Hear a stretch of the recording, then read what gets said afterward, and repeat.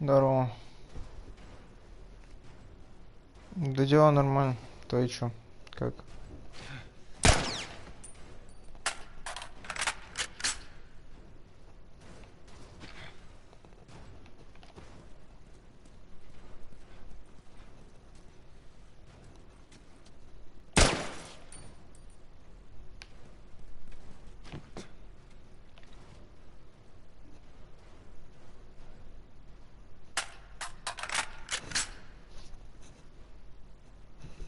Это хорошо.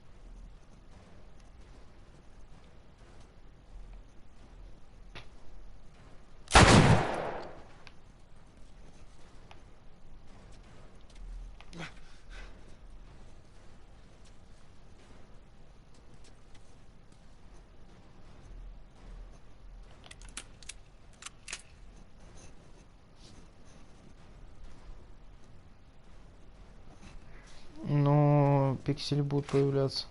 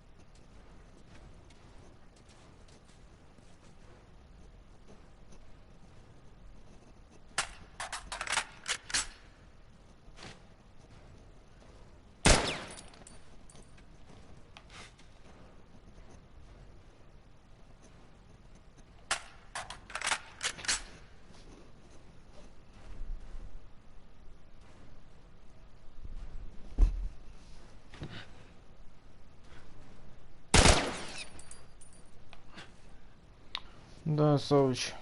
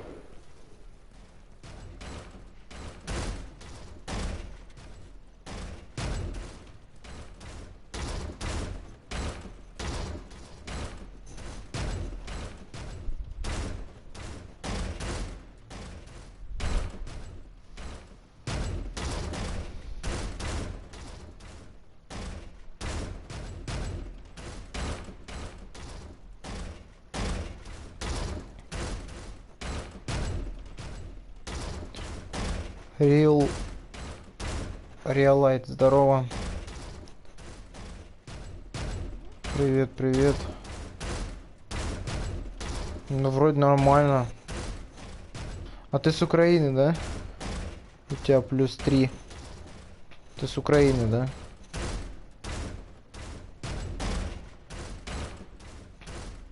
Хоррор.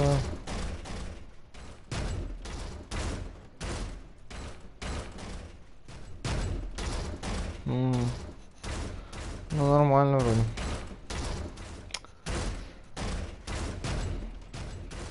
Ну, такие... Да, чисто по хоррорам у тебя. Outlast первый.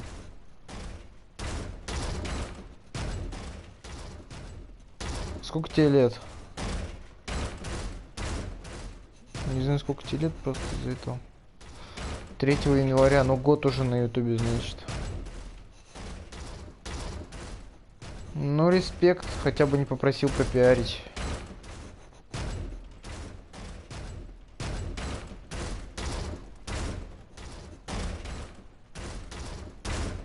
Привет, Лен.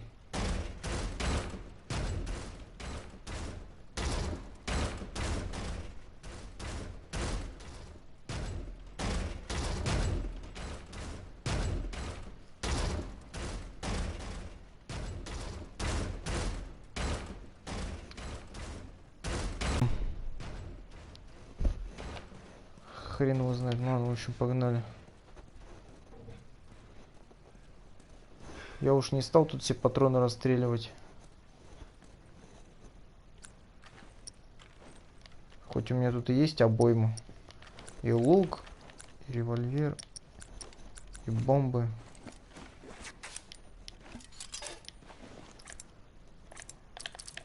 Но я решил этого не делать. Пусть с полным запасом идет.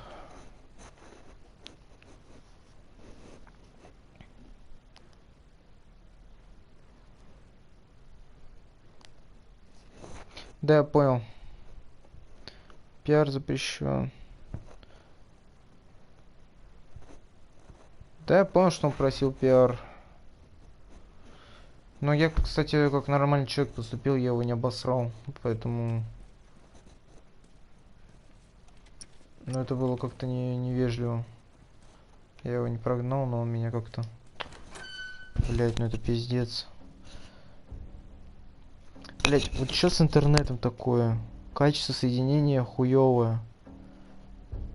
Наверное, это из-за того, что, скорее всего, Need for Speed Hit скачал. На PS... Ой, на ПК. Скорее всего, там перы раздаются, и походу он этот... Типа до сих пор качается. Хотя он уже скачался, там его только установить надо. Скорее всего, из-за хита, наверное, надо выключить компьютер или что-то сделать. Я не знаю, почему такой интернет хуёвый. До скачки хита у меня все было иначе.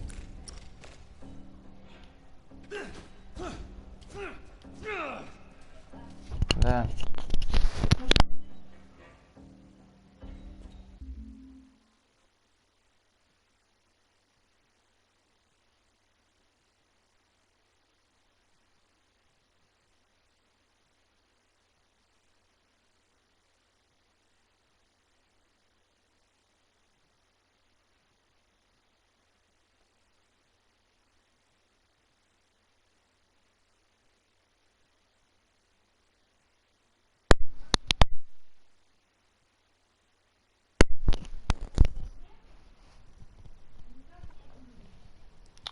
Максон, привет.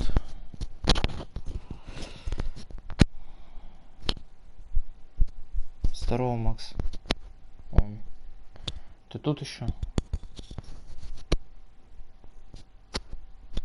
Спасибо, что заскочил, Максон.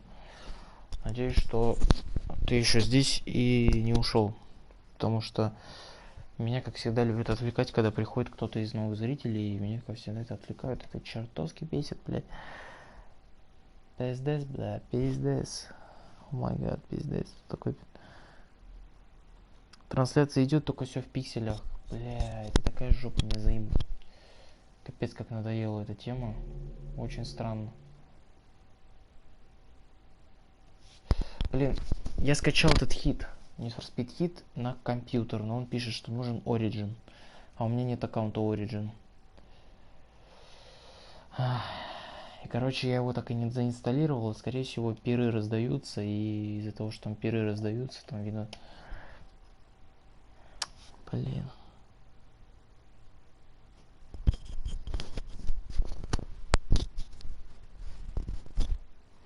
Ты здесь, Макс-то, не?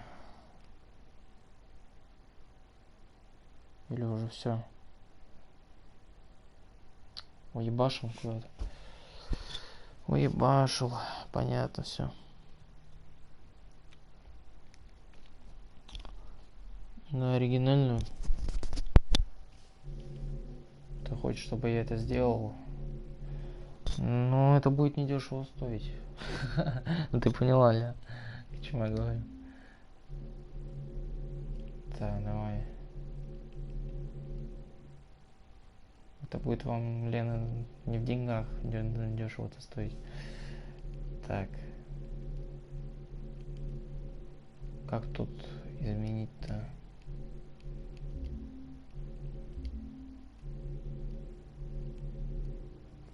Походу, Лена, хрен мы с тобой что изменим.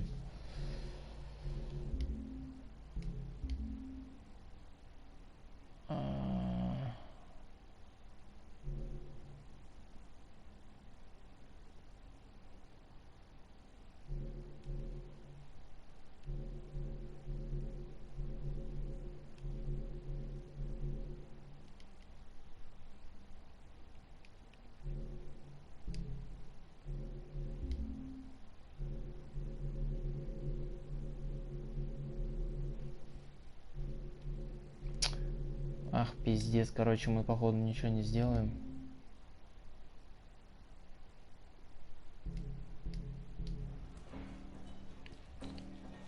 Блять. Короче, ладно, давай, знаешь, как сделаем? Надеюсь, это можно сделать. Сейчас.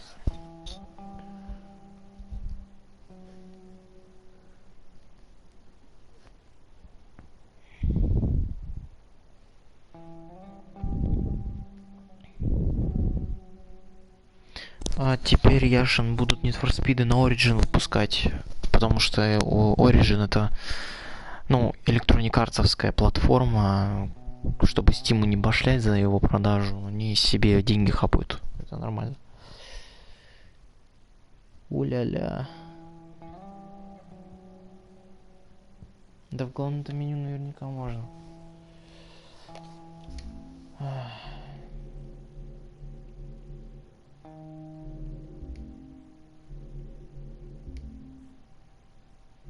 Вот. Смотри, вот.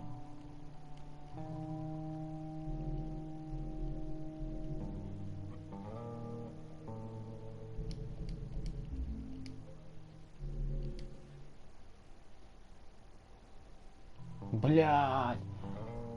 Языкового пакета.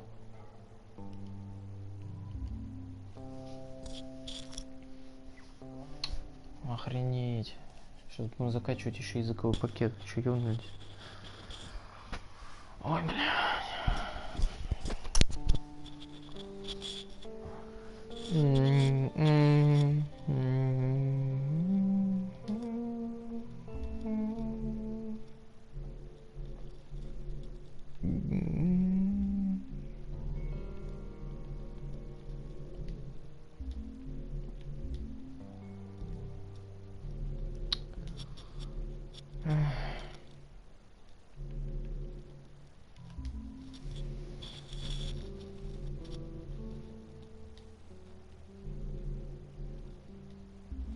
Ой.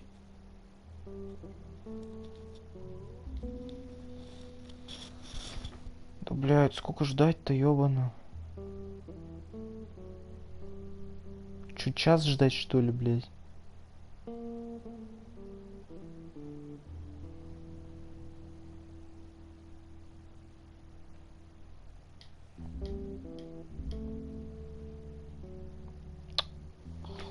Блин. Ёбаный в рот, мы чё, сколько ждать-то будем, блин?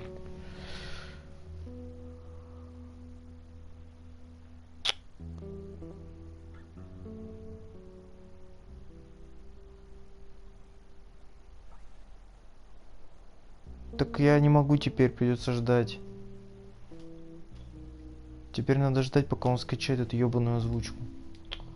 Блядь, ну ёбаный ты в рот.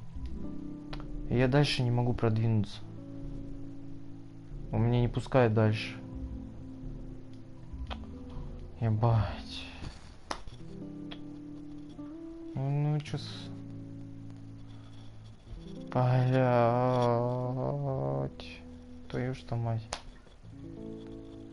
Чё ж такая несправедливость?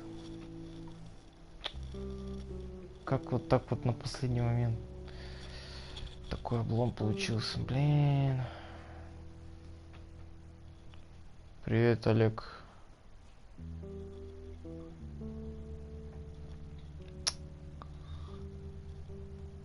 Так. Так она не останавливается. Я говорю, она не останавливается. Нет, нет.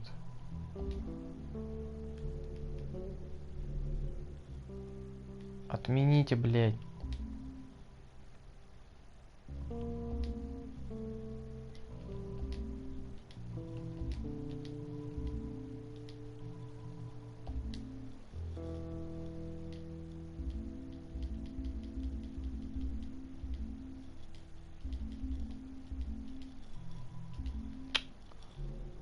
Блядь, ну ёбаный в рот.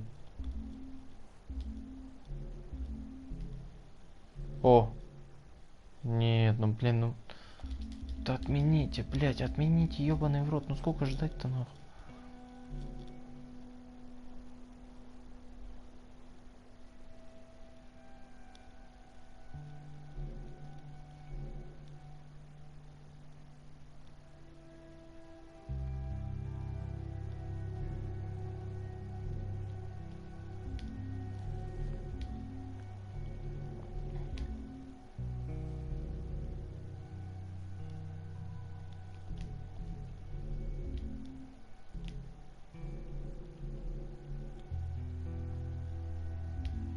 А, во.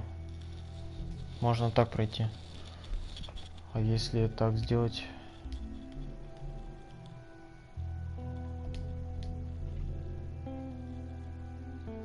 Ха, ну нормально.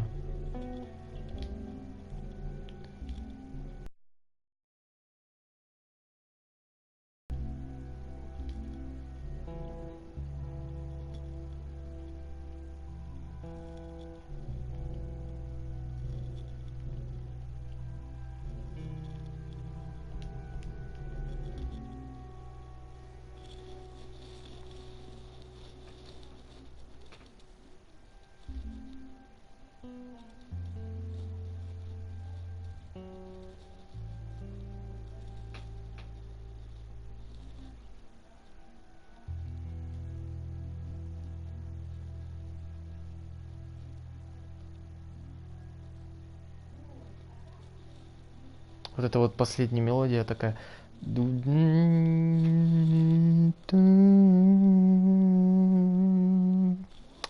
То есть вот такая мелодия. То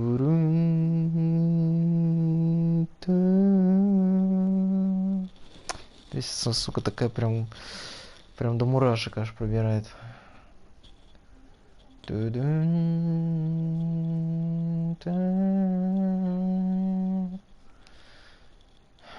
Сука.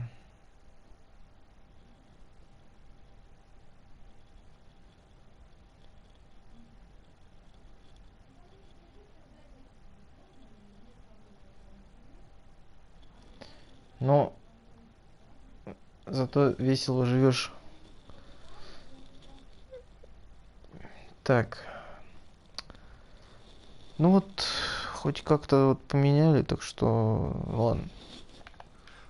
Зато теперь субтитлс будут.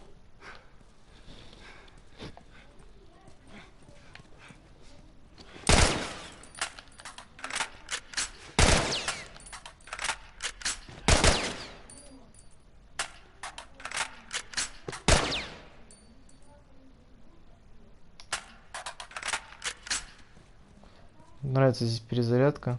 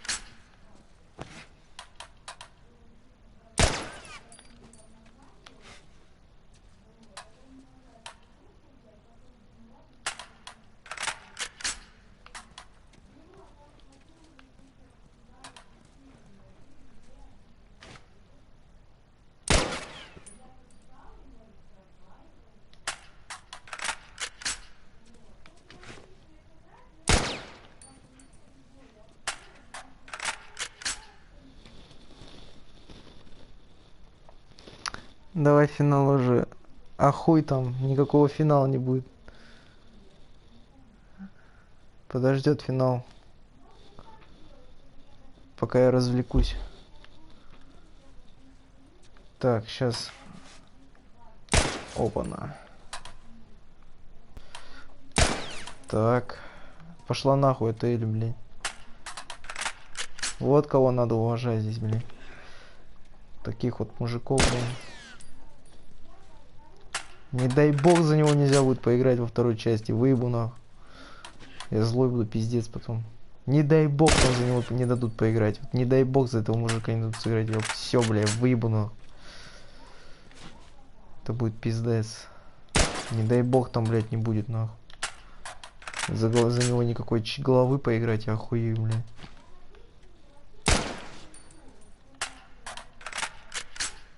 Да будет вообще охуенно, бля. Можно все окошки пострелять.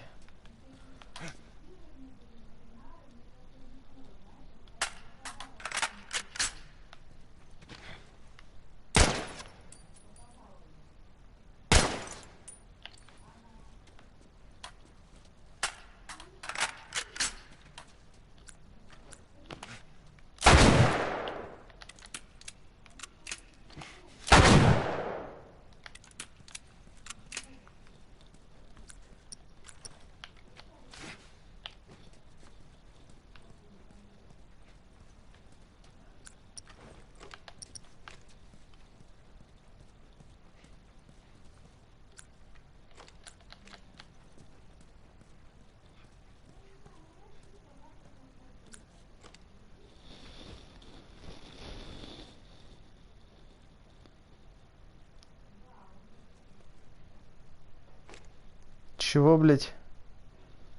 Чего они не дадут?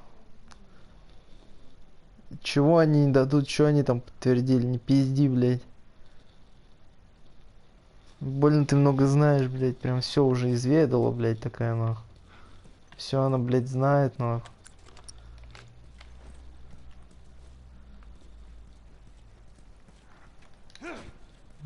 Больно познавательная, нахуй. Не пиздите мне, нахуй, здесь. Как дышите, пиздите. Так. Ай, блядь. Ай, сука. Так. Что там у нас, нахуй? Ах, точно, я ж хотел покидать.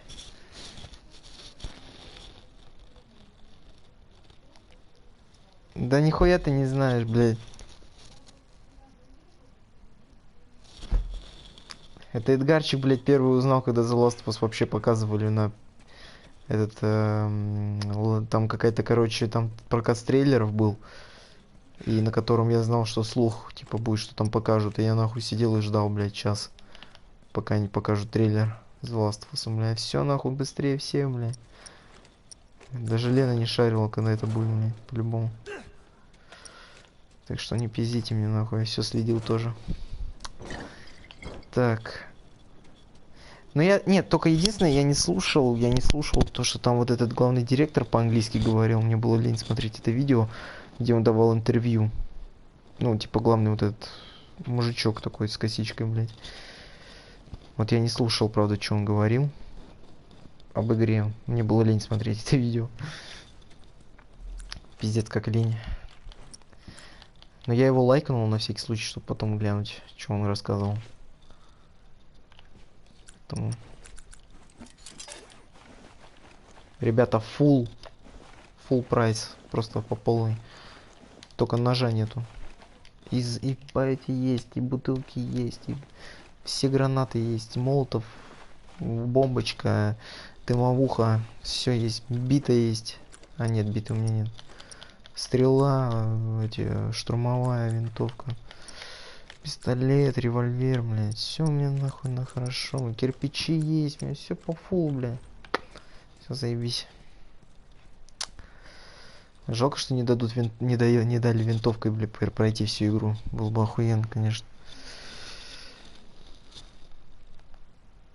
Кому ты пиздишь? Я смотрел, блядь. Это я его смотрел, блядь. Я это сам смотрел State of Play. Я вот об этом и говорил. Я смотрел. Я тоже смотрел в прямом эфире, причем, блядь. Так что нахуй.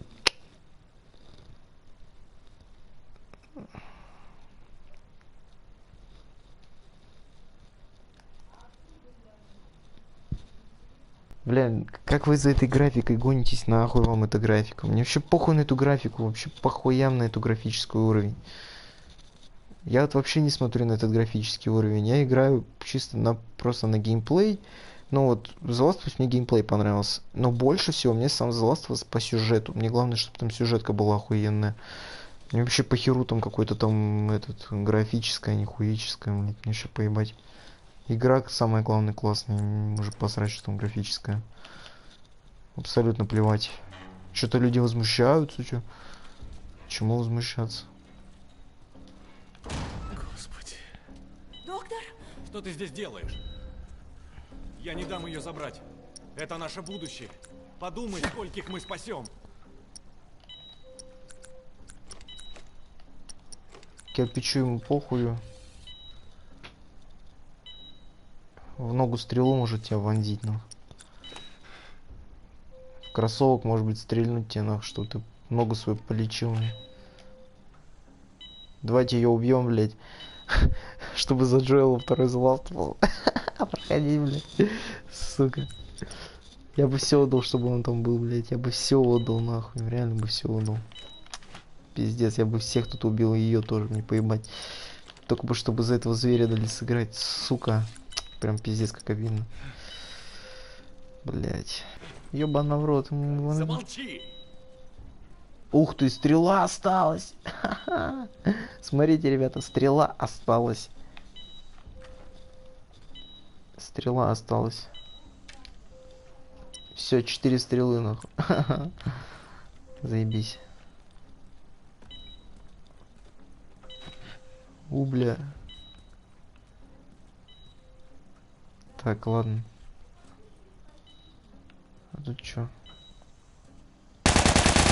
Ай, блядь, все, меня выебали, нахуй. Ебануться, блядь, что это было? Все, давай быстрее, быстрее бери ее, блядь.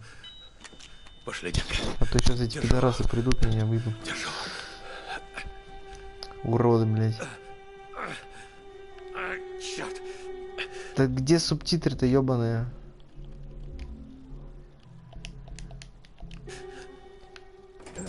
Давай, давай, давай, давай, быстрее, Джоэл. Да пошел ты нахуй. Уебак. Shit, he's over here. He's over here. I'm getting out. Come on, man. Come on. Ой, блядь.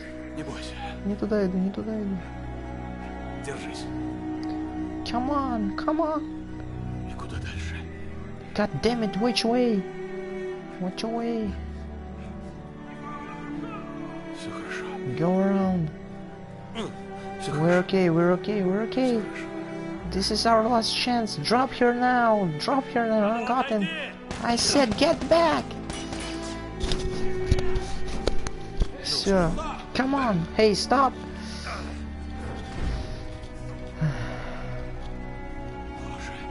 Oh God. Все, справились, нах.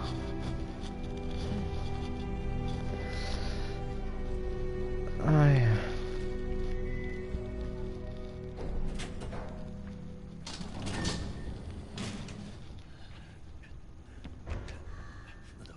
Окей, come on, come on. Ее не спасешь. You can save her. Допустим, ты выберешься. Рано или поздно. How long её before разорвут. she's from pieces a pack Или бандиты изнасилуют. that убьют. is hasn't been raped? Это не тебе решать. That not Это your её decide. выбор. It was shit. Блять, не успеваю, пиздец, как быстро они базарят. Ты ведь знаешь. Считаю нормально, and you know it. Но, блять, пиздец, как тяжело вот такие быстрые разговоры читать. Слушай, Look, ты можешь. you can still do the Поступить right thing here. Как-то так. Ей не будет больно. She won't feel anything. И что же ты решишь, Джоэль? Все охуенно. Едем прямо по дороге.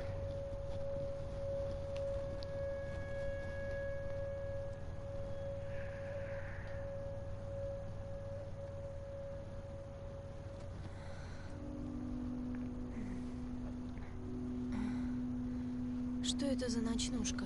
What the hell? Just take it easy. Drugs are still... Блять, не увидел два последних слова. Что случилось? What happens? What's happening to me? Так, ладно. We found the fireflies.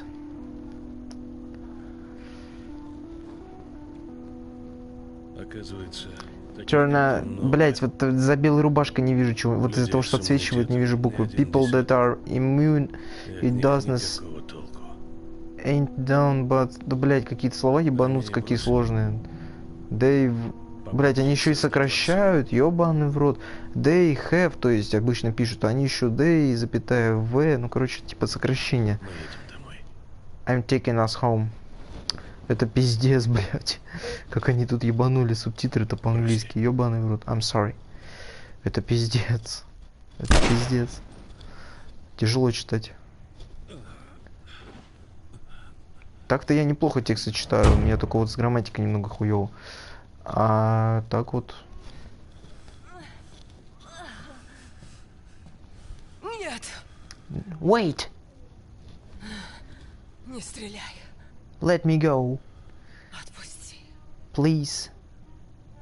Ты будешь ее искать. You just come to her. You just come to her. Ну правильно он эту псину убил. Мне не нужна она во втором The Last of Us, мне уже хватило предателей. Нет, ну мы предатель, по сути, а не она. Она на благое дело хотела, но... Сука, как сказать... Блять, ну Джоэл-то, блин, он бы... И так Джоэл, блять, он живой, он не болеет нихуя, нахуй, то есть он блять, вот... Should be straight shutter home. Alright. А тут красиво, да? Actually, kinda, yeah. Давай, Джоэл, открывай или... Так, Alright. не зацепись волосами. Now watch your head going through. Все. Here, got it. Here, got it. Oh, feeling my age now. Возраст дает о себе знать. Huh. Я тебе не рассказывал. Don't think I ever told you, but Мы с Sarah Сарой любили гулять and по used лесу. to take likes like this. Мне кажется, I think вы с ней the two сразу of подружились. would we Она бы been тебе точно понравилась. think you really would like her. I know she, блять, yeah, wow. Look down here. Мы почти пришли. Look down there. Так, вот, все. Более-менее норм. Блять, тяжело. Уже Так тяжело недалеко. читать. Just a little... Ёбаный в рот, как быстро пропадает, ну. Щет. Секунду. Я, короче, забыл. Ну, не забыл, я специально бежал. Я хотел просто прочитать все субтитры нормально. Короче, хочу проверить, там комикс есть у нее. Я просто забирал, вот она. Наверное, нету его. Сейчас пробегу. Давай.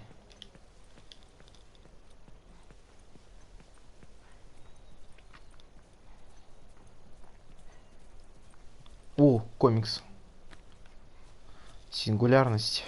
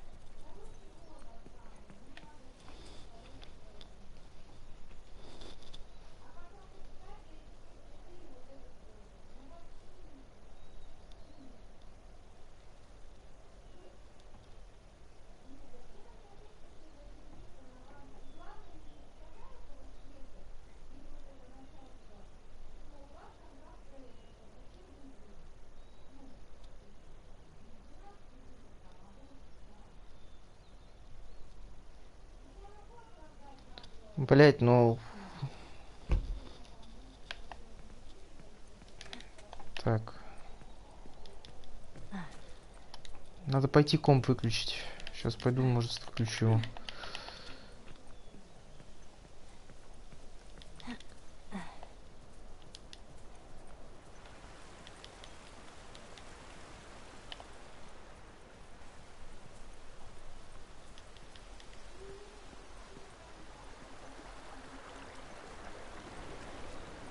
Да. Давай Here, помогу. I got you. Так, давай. Дай руку. Give me your hand. Give me your hand. Так. Идем. Alright, come on. Погоди. Hey, wait.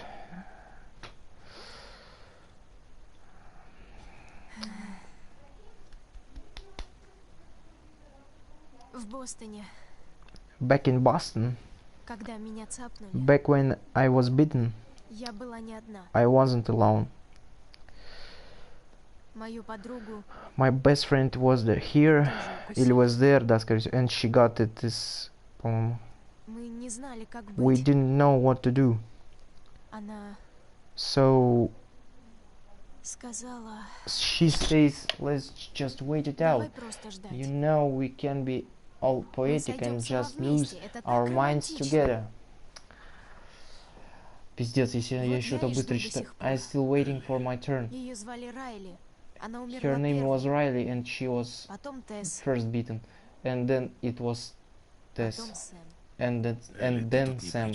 Non, Нет, ты не понимаешь. Я не no, сразу так, I смог принять struggled то, что выжил. for a long time И with, and you, Надо просто... no matter that what, you Надо keep идти вперед, finding something to искать, за fight что for. сражаться. Знаю, ты не Now это I хочешь know услышать, don't want но... for a right. Swear to me. Начинается. Поклянись, что все, что Swear ты to сказал me про that цикад, everything that правда. you said about fireflies is true. Клянусь. I swear.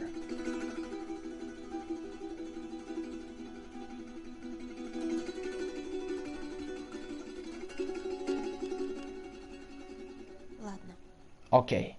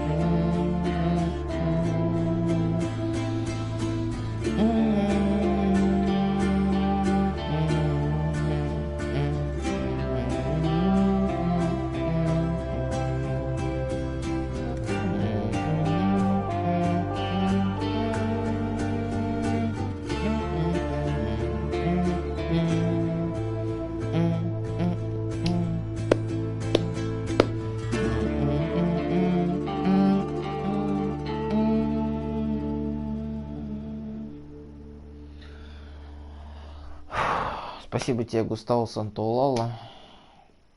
Ну или как его называют, Сантоолалия. Сантоолалия. Как-то так. Где-то Сантоулали, а где-то Сантоулала. Ну, короче, спасибо тебе, Густаво. Красавица. Постарался.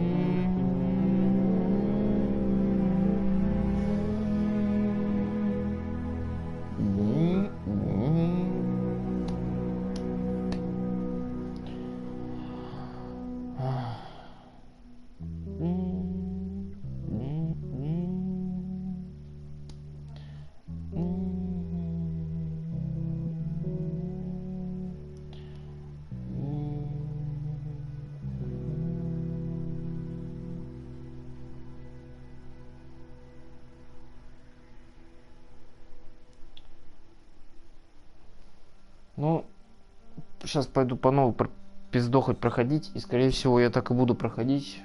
Скорее всего на канале может быть ничего не будет, можно даже неважно. Ну, короче, я думаю, что, наверное, еще под четвертым, нет, даже, наверное, третий разок мы пройдем, но пройду его на летсплей. Пройду на летсплей. Херово, конечно, кто увидит, наверное, за границей канала. Если свои-то не увидят, то что уж говорить про других. Вот. Поэтому, ну, попробую пройти. Ну, то есть пройду, ну, чисто как бы так. Хер, наверное, где он там, ну, реально у кого высветится. Ну, пройду для канала, блин. Потом уже там как... Потом уже пройдем реализм, я думаю, плюс. На этом, как его называют. О!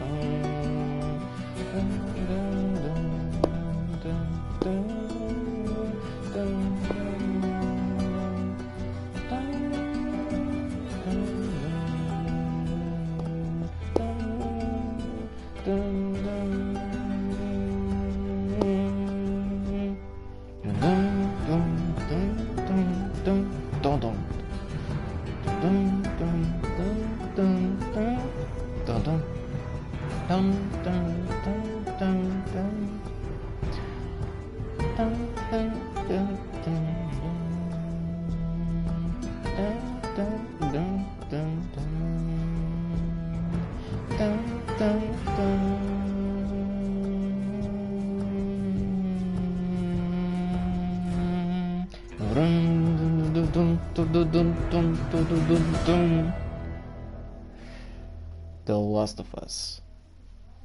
Последний из нас.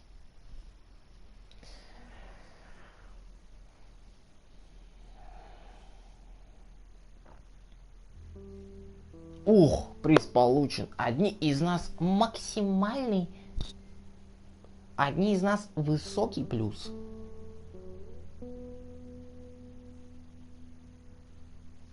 Респект. 2 ачивки получил. Платину скоро выбью. Шучу. Платину я здесь выбивать даже не собираюсь. Здесь долбоебизм выбивать платину. Только кончен. Ну как, ну блин, ну люди, которым делать нехрен, а мне есть что делать, поэтому. Ой, ну давайте еще раз пройдем. Сука. Давайте еще раз 3-й разок пройдем на стриме. Все равно, блядь, кайфово катать. Хотя уже, наверное, после 3-го раза уже начнут бесить. Но все равно интересно. На реализме я еще не проходил ни разу игру. Вообще ни разу. Блин, и надо на летсплей, надо на летсплей. Я уже и так оттянул. Сегодня запишу серию и поставлю на скачку.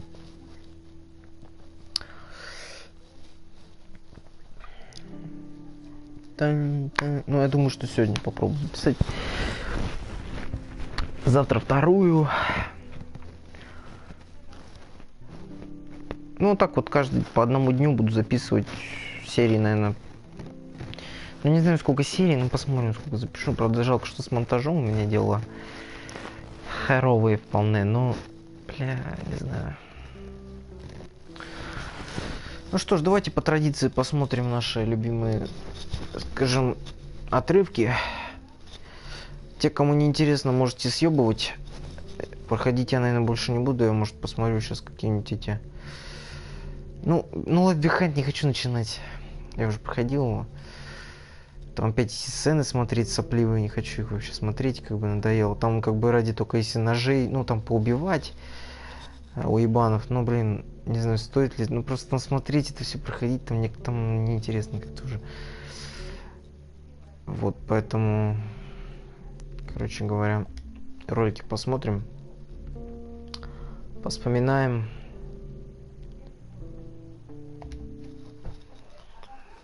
Мои любимые сцены. Пришли. Не сомневайся в себе. Да я стараюсь не сомневаться, братан.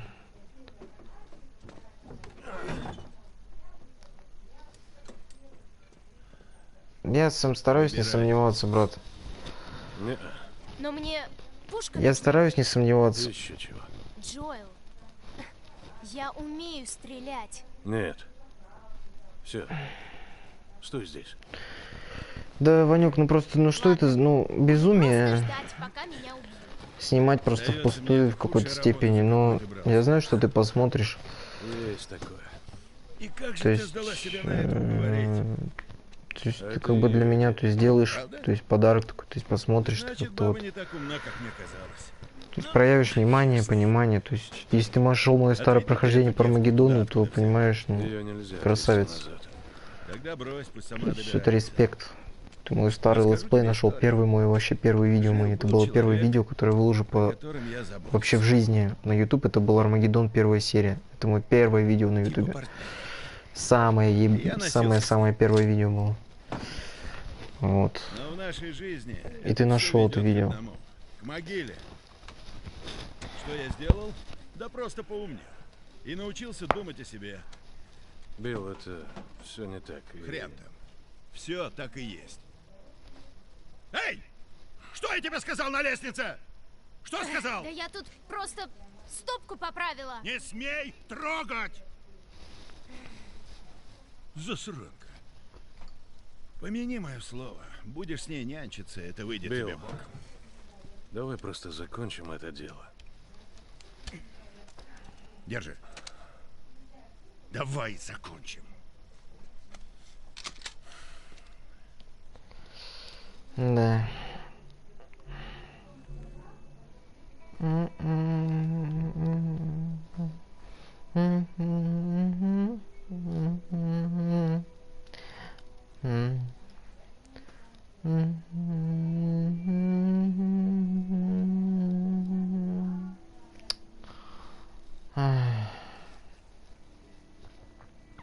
Давай пока, Глеб.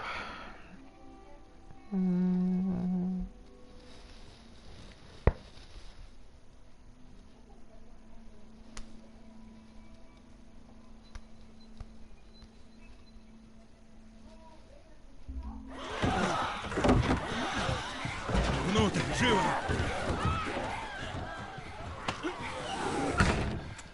Да уж, лучше некуда.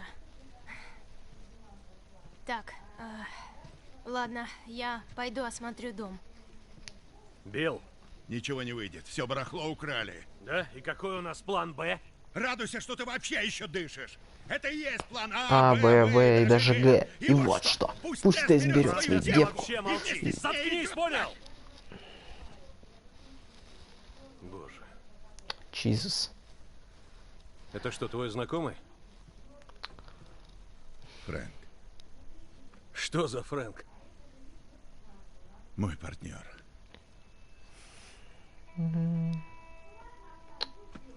Только этот дурак мог носить такую рубашку.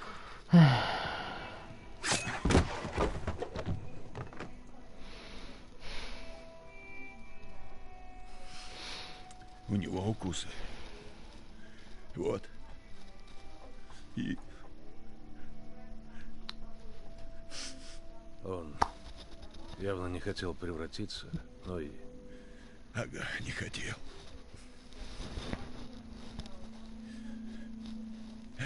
Да к черту.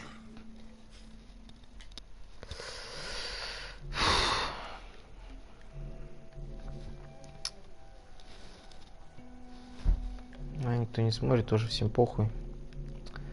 Только моему Ваньку, братишке, интересно.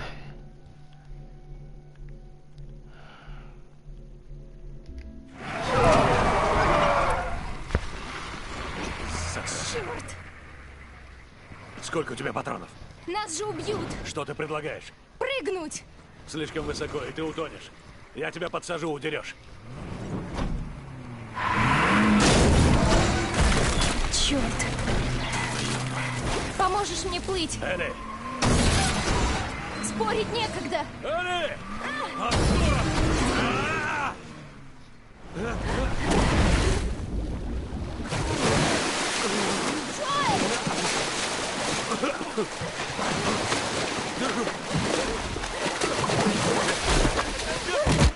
Блять.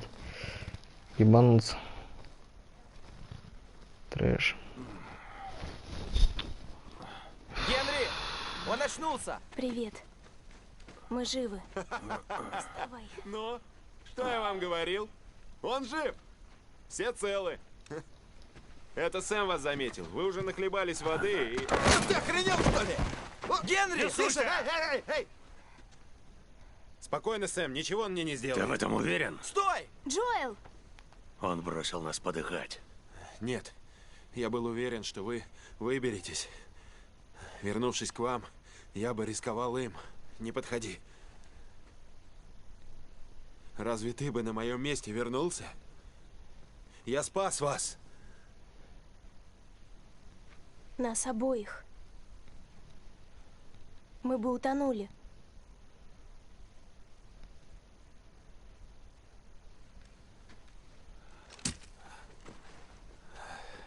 Да все нормально, не парься.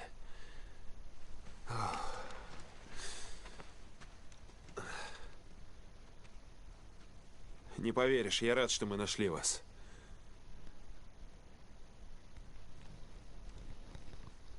Радиовышка за тем утесом. Слышь, там будет полно еды. Порадуйся, что не убил.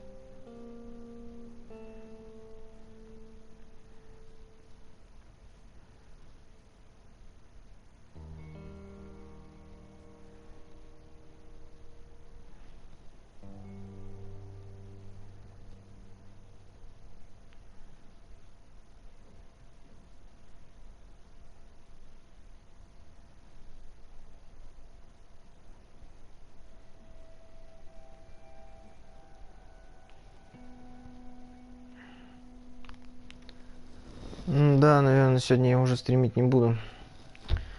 Позанимаюсь своими делами.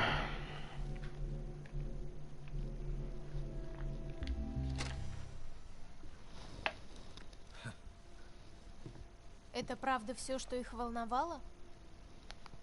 Парни, кино. Какую бы лучше маечку надеть? Так странно. Ага. Вставай, мы уходим. Пошли. Угу. А если я не хочу? Ты хоть понимаешь, что значит твоя жизнь? А? Взяла и убежала из идиотской прихоти, как глупый ребенок. Значит, мы оба друг друга Пиздец. разочаровали. Уже Death Stranding, Что там ты этот русский тактис уже залил. Признай, Ёбаный что ты ты в рот. мечтал меня сбагрить. Ой, пиздец. Бесит. Да плевать. Ну извини, ему я доверяю больше, чем себе. Хватит Люди смотрят. прикидываться. Чего ты так боишься? Что со мной будет как с Сэмом? Я не могу заразиться. Я могу за себя постоять. Сколько раз мы чуть не погибли. И тем не менее до сих пор живы. Томми сумеет лучше о тебе позаботиться.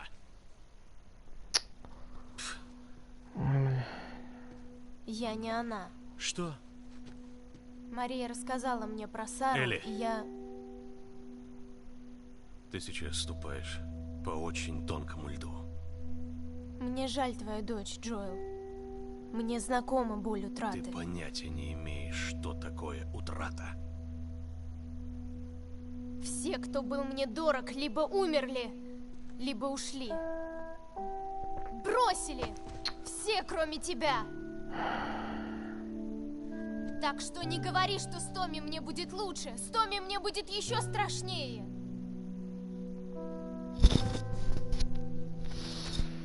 Ты права. Ты не моя дочь. А я тебе не папочка. Тут наши пути расходятся.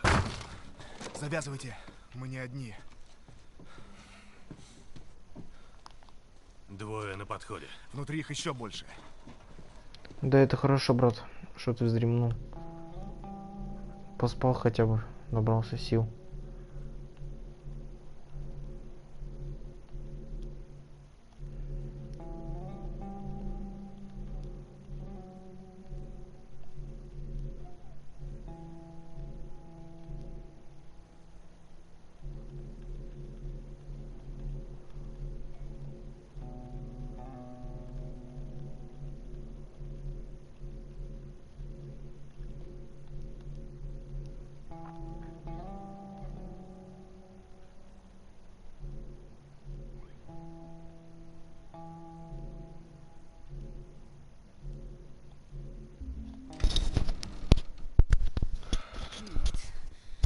Нет, нет! Что теперь будет? Что ты делаешь, Тесс? Господи, карта, может быть, у них была карта или хоть подсказка, куда идти. Слушай, хватит, ну сколько можно? Сколько нужно? Я не знаю, кто его забанил. Где их лаборатория? Я вообще Она не шарю, что его там говорила. кто забанил. Кажется, это где-то на западе. Что мы здесь потеряли? Это не наше дело. А что ты знаешь о нас? Обо мне? Знаю, что ты умнее вот этих. Ну, Барс, как обычно, ну. чем-то недоволен. Знаешь что, Джоэл, мы с тобой очень дерьмовые людишки. Мы с тобой выживаем. Это наш Все шанс. кончено, Тесс. Мы попытались. Нам пора домой. Нет, я никуда не пойду. Я уже пришла. Ну почему? Везение не может длиться вечно. Да что ты несешь? Не трожь! Не трогай меня. Вот черт. Она заразилась. Джоэл, Покажи мне. не надо, Джоэл. Покажи мне. Господи. Весело, правда? Дай сюда руку. Вот, сам посмотри. Меня укусили час назад, ее 3 недели. И ей хоть бы что, Джоэл! Ты должен отвезти девочку к Томми. Он знает этих людей, знает, куда идти. Нет, нет, нет, это твоя затея. Я здесь ни при чем. Нет, послушай меня. Послушай, я знаю, ты не откажешься выполнить мою последнюю просьбу. Ты отведешь ее к Томми. Черт.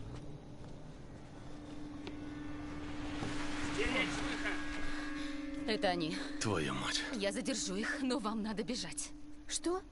Предлагаешь тебя бросить? Да. Я не оставлю тебя, Я не хочу превращаться в чудовище.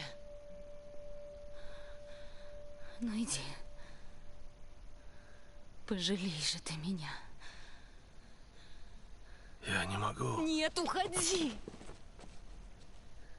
Пошел вон. Элли, Прости, мне очень жаль. пойдем.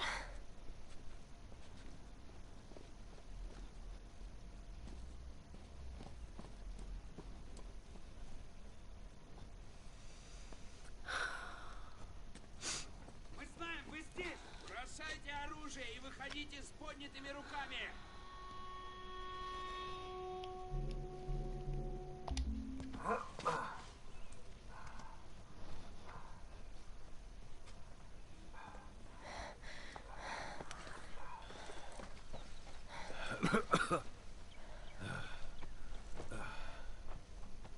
Слушай, насчет Тесс. Не знаю, что... Уговор будет такой. Ни слова про Тесс. Никогда. Мы с тобой вообще не обсуждаем прошлое. Второе. Ты никому не говоришь о своей особенности. Решат, что ты спятила или убьют. И ты будешь делать, что я скажу. Решат, что ты И когда спятил скажу. и бьют нахуй. Ясно? Пиздец, блин. Да. Повтори. Ты тут главный. Ебать. То-то. К северу отсюда есть город. Один человек там кое-чем мне обязан. Может, найдет нам машину. Окей. Ну все, пошли.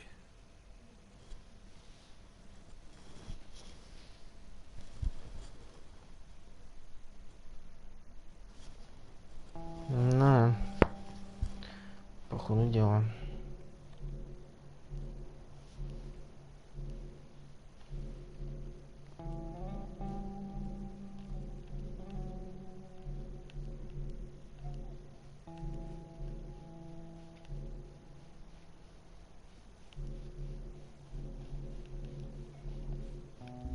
Вот это мой кабинет.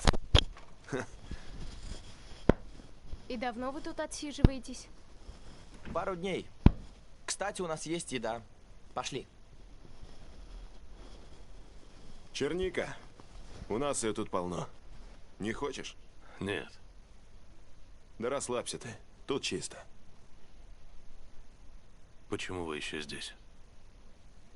Момента дожидаемся. И? Вот. Смотри сам. Сторожат этот мост. А вот ночью почти все идут баиньки. После заката есть шанс удрать. Как стемнеет, мы прокрадемся. А чё сторожить-то? Попробуем. Будь спокоен. Мы все выберемся. А чё сторожить, блядь? Надо же. Ничего, вояки какие-то, блядь, что ли? Чё не сторожить-то, ну? Что, синяк на... Пиздец, Мой блядь. пацан уже 1000 лет не улыбался. Как дикари живут, блядь. У вояк А это ей все всё как-то как с гуси нормально. вода. Так куда вы идете? Говорят, цикады сидят к западу отсюда. Хотим добраться к ним. Что смешного? Ничего, просто в последнее время многие делают ставку на ЦК. Да, и может быть неспроста. Значит, ты не знаешь точно, где они, и все-таки тащишь его через всю страну. Знаешь что? С братом я сам разберусь. А ты занимайся девчонкой. Выдохни. Мы с ней тоже ищем цикад.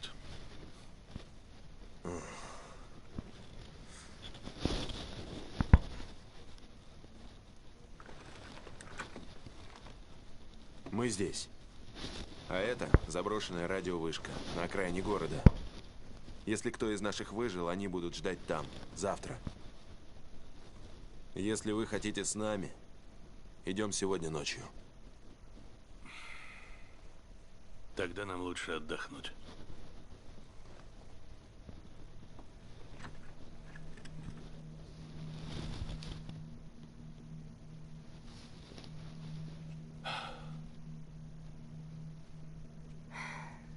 Он говорит, нам пора.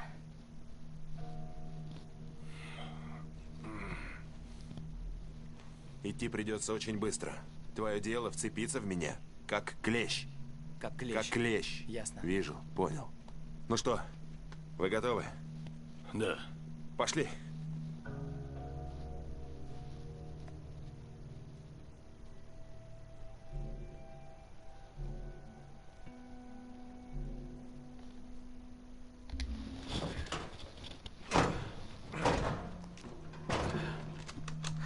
А ну стоять! Пусть девчонка опустит оружие! Ну! Элли, делай, что говорят. Ладно. Вы что, заблудились? Мы не знали, что здесь кто-то живет. Просто хотели пройти насквозь. Куда насквозь?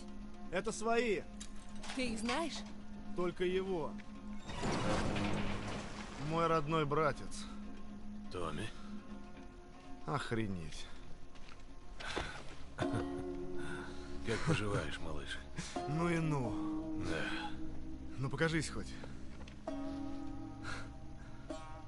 Да, ты постарел. Скоро сам таким станешь. Это Мария. Повежливее, она тут типа всем заправляет. Мэм, спасибо, что не пальнули. Было б неловко пристрелить своего деверя. Рано или поздно нас всех окрутят. Ты Элли? Да. Куда путь держишь? Это долгая история.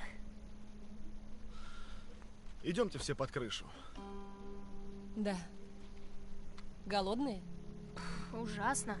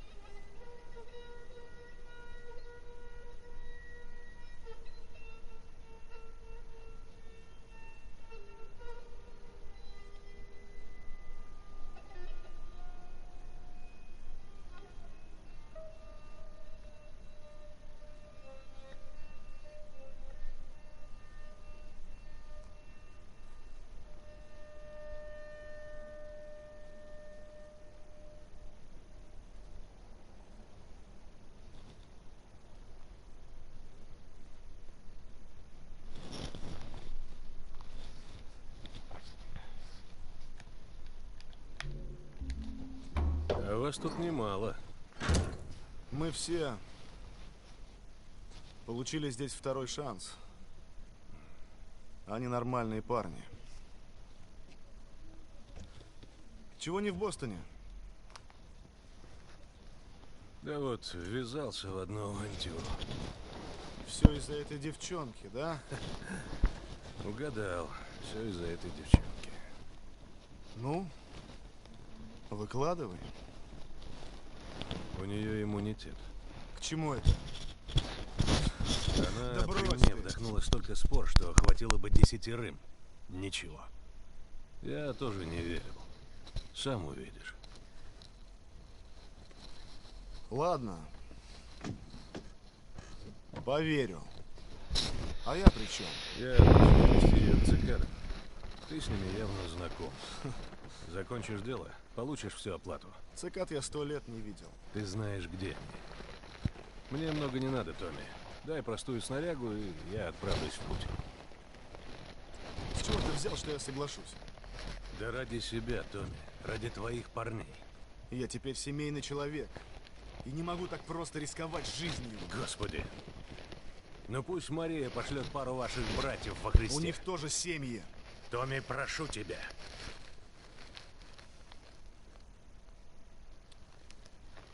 Нужна снаряга. Бери. Но с девчонкой своей возись сам. Вот она, благодарность. За что бы? Сколько лет я о тебе заботился.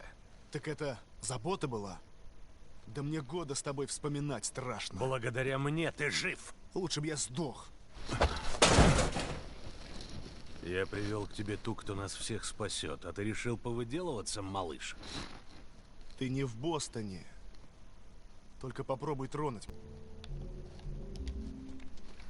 Ты цела? Да, цела. Джоэл, в общем, они бросились со всех сторон, Ясно. а Мария такая, всем бежать. И мы нырнули под столы, а тут бугай пальнул Тише, из тише. Слушай, И мы... скажи мне, ты не ранена? Нет. Черт. Пойдем-ка поговорим. О чем тут говорить? Пусть найдет кого-нибудь другого. Мария, я просто не смогу с этим жить. Ты знаешь, сколько людей мы сегодня потеряли? О чем это они? Случайно не обо мне? Потом поговорим. Узнал, где лаборатория? Элли, поговорим потом. Потом? Ну-ну. Один неверный шаг, и я окажусь вдовой. Ты этого хочешь? Я должен пойти. Неужели ты не понимаешь? Иди. Мария. Мария. Началось. Так. Если с ним хоть что-нибудь случится, виноват будешь ты.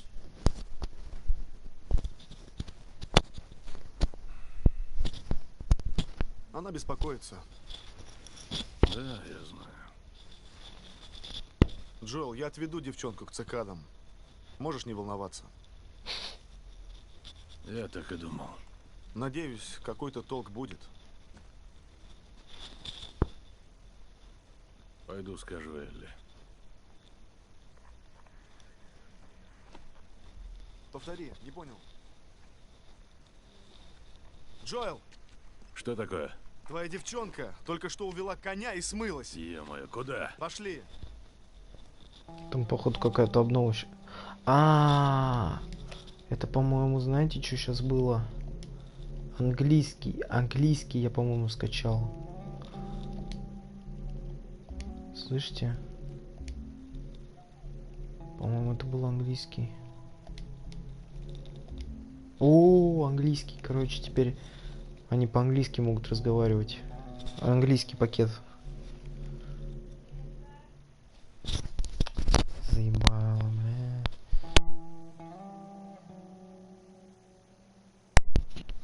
Так, все.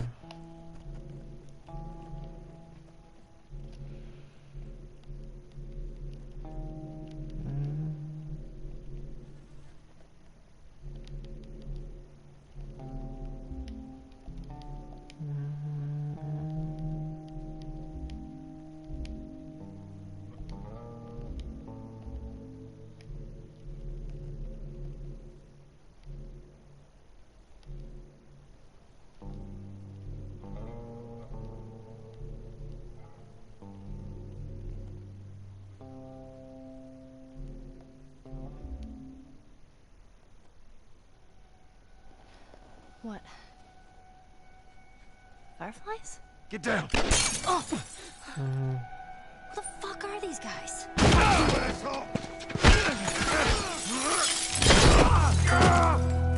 Stay the fuck back!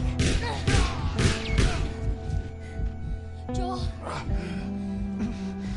Put your arm around me. Come on.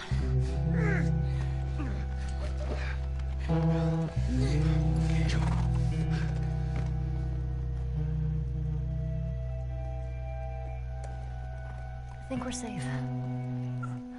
Joel? Joel?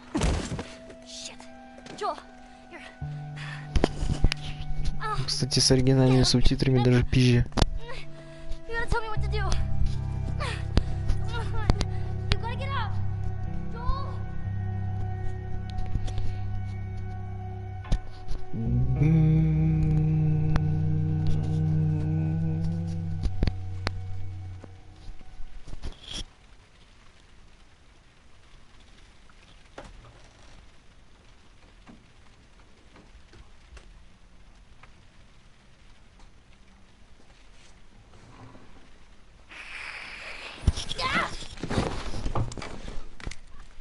Riley? Ow. I landed on my hip. What the hell? I thought I was bitten. I know. It was kind of awesome. You're not gonna kill me, are you? I haven't seen you, and I don't even know how long. 45 days. Well, 46, technically. Wanna know what I've been up to? All this time, I thought you were dead. Ладно, сейчас еще несколько сцен досмотрим, и я пойду, в общем, не спать, потом спать пойду. Может, в 12, может, в час пойду спать, ну, не знаю, но до этого времени позанимаюсь делами. Сегодня что-то не тот день. Не получается стримить. Пиксели, лаги. В общем, как-то не кайфуете вы от стрима, все недовольны. То вам не нравится, то вам не нравится. И Валек так тоже поддакивает, что типа, блядь, все говно. И Лена тоже пиздит, что все хуёво. В общем, всем все хуёво, сегодня что-то сегодня не нравится, поэтому сегодня что-то не тот день. Ну ладно, завтра продолжим. I disappeared and you're mad. And I owe you an explanation. Let's get out of here and I'll tell you all about it. It's almost morning, and I have military drills. You know, where we learn how to kill fireflies. Put some pants on and let's go. I'm so dumb. Come on. When have we ever gotten into trouble? Shit. Come on, give me something. Fuck! Oh, here we go. Okay, I'll put you on your side. Jesus.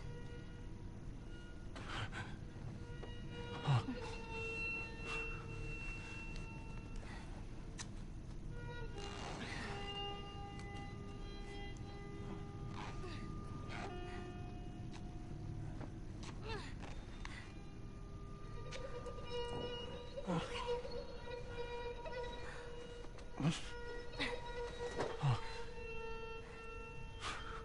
should buy us some time. I'll find something to stitch you up, okay? Callus, keep an eye on him.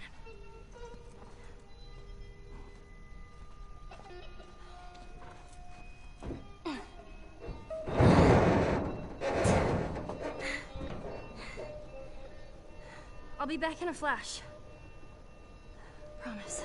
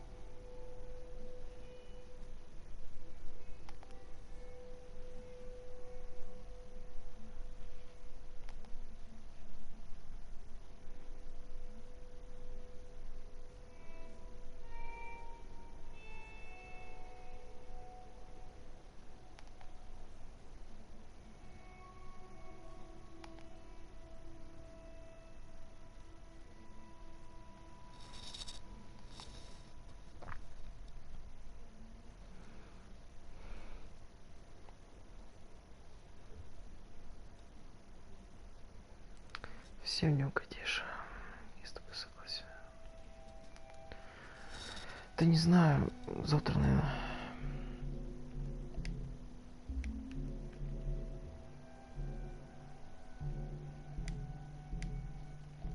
Давайте музыку послушаем.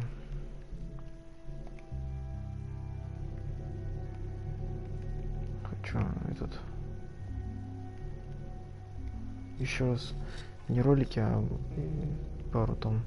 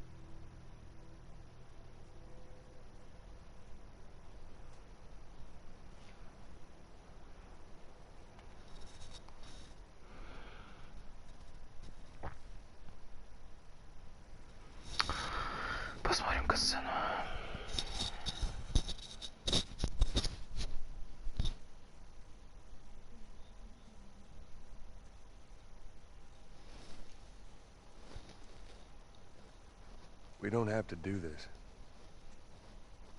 You know that, right? What's the other option? Go back to Tommy's. Be done with this whole damn thing. After all we've been through. Everything that I've done. It can't be for nothing.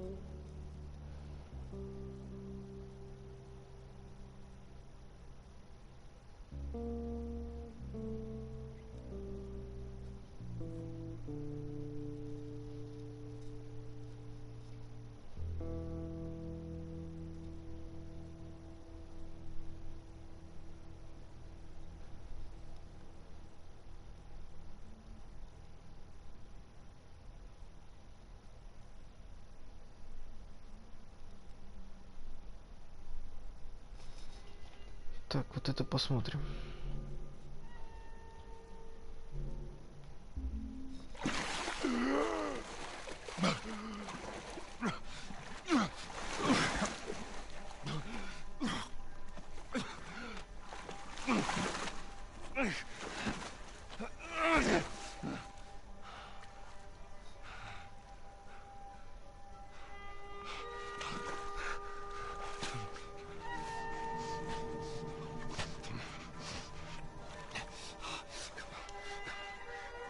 Hands in the air! She's not breathing. Hands in the fucking air! Come on, man.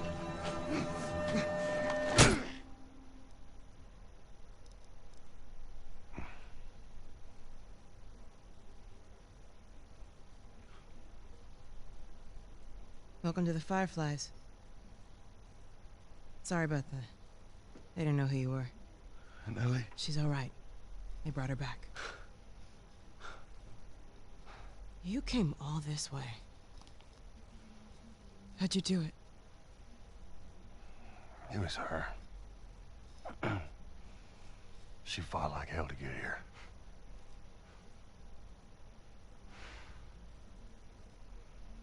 Maybe it was meant to be.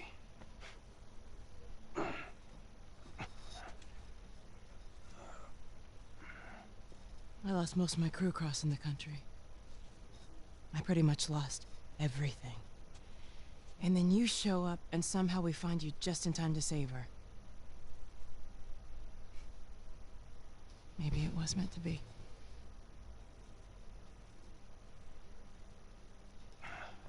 Take me to her. You don't have to worry about her anymore. We'll take care I of her. worry. Just let me see her, please. You can't. She's being prepped for surgery. The hell do you mean, surgery? The doctors tell me the cordyceps, the growth inside her, has somehow mutated. It's why she's immune. Once they remove it, they'll be able to reverse engineer a vaccine. A vaccine. But it grows all over the brain. It does.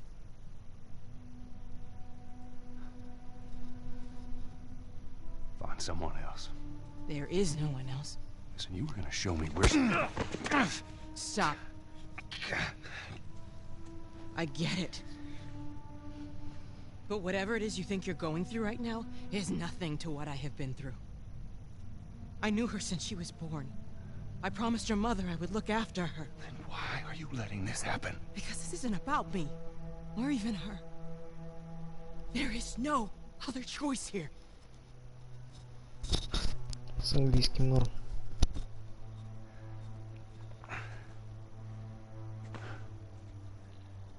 Yeah, you keep telling yourself that bullshit.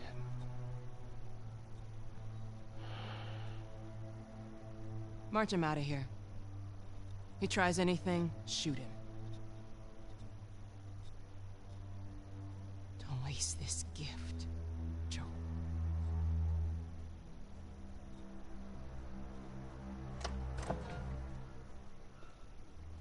Get up.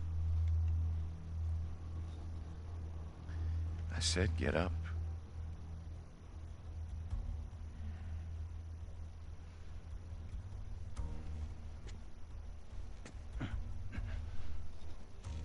Come on. Move.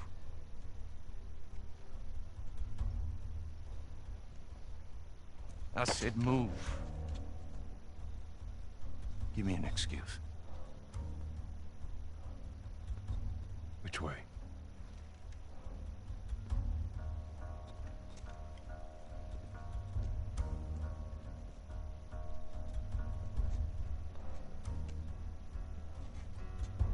What the fuck you doing? Keep walking.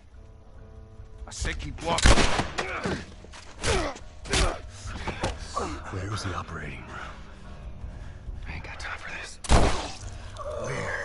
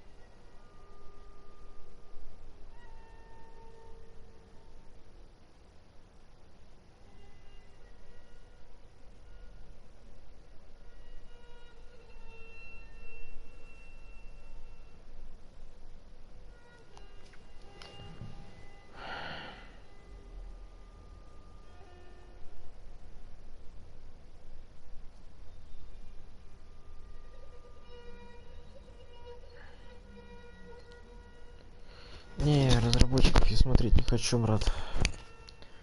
Как-то неохота их смотреть. Хотя, может быть, и можно.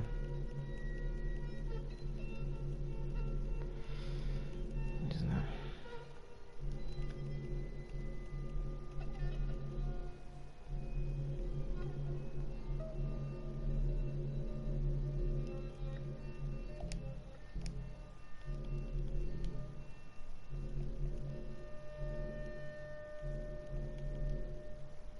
Сейчас.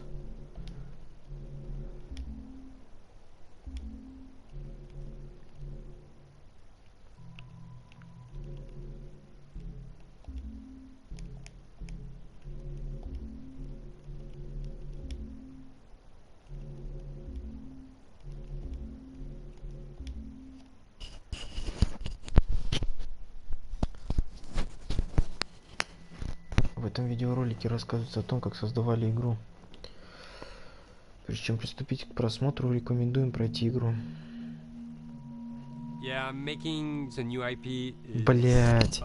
Оказывается, были субтитры. Блять. Вот это пиздец. Оказывается, были субтитры. Ёбаный в рот. А я без них переводил. Now like things are going, you just kind of like good momentum, and then suddenly that momentum like just drops, stops.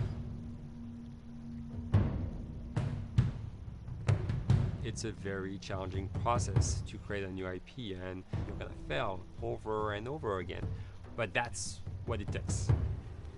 New IPs are really hard. They're hard because you don't know what's fun yet. You're building new tech, new AI, establishing new characters, new art, all this. You don't get that controller in your hand for like 6 months to a year. You don't know. You don't know what it is yet. I remember like ages ago coming on a project and what are the infected gonna do? Like what are they gonna do? They're gonna behave like this. I'm like, okay, we're like trying to imagine what's gonna happen. Fast forward like 4 months, they don't do that at all. Because it didn't work, right? It's hard mode. Right? Like, it's game development on expert. There's a big thing about making a game, right? Which is a game has to be fun.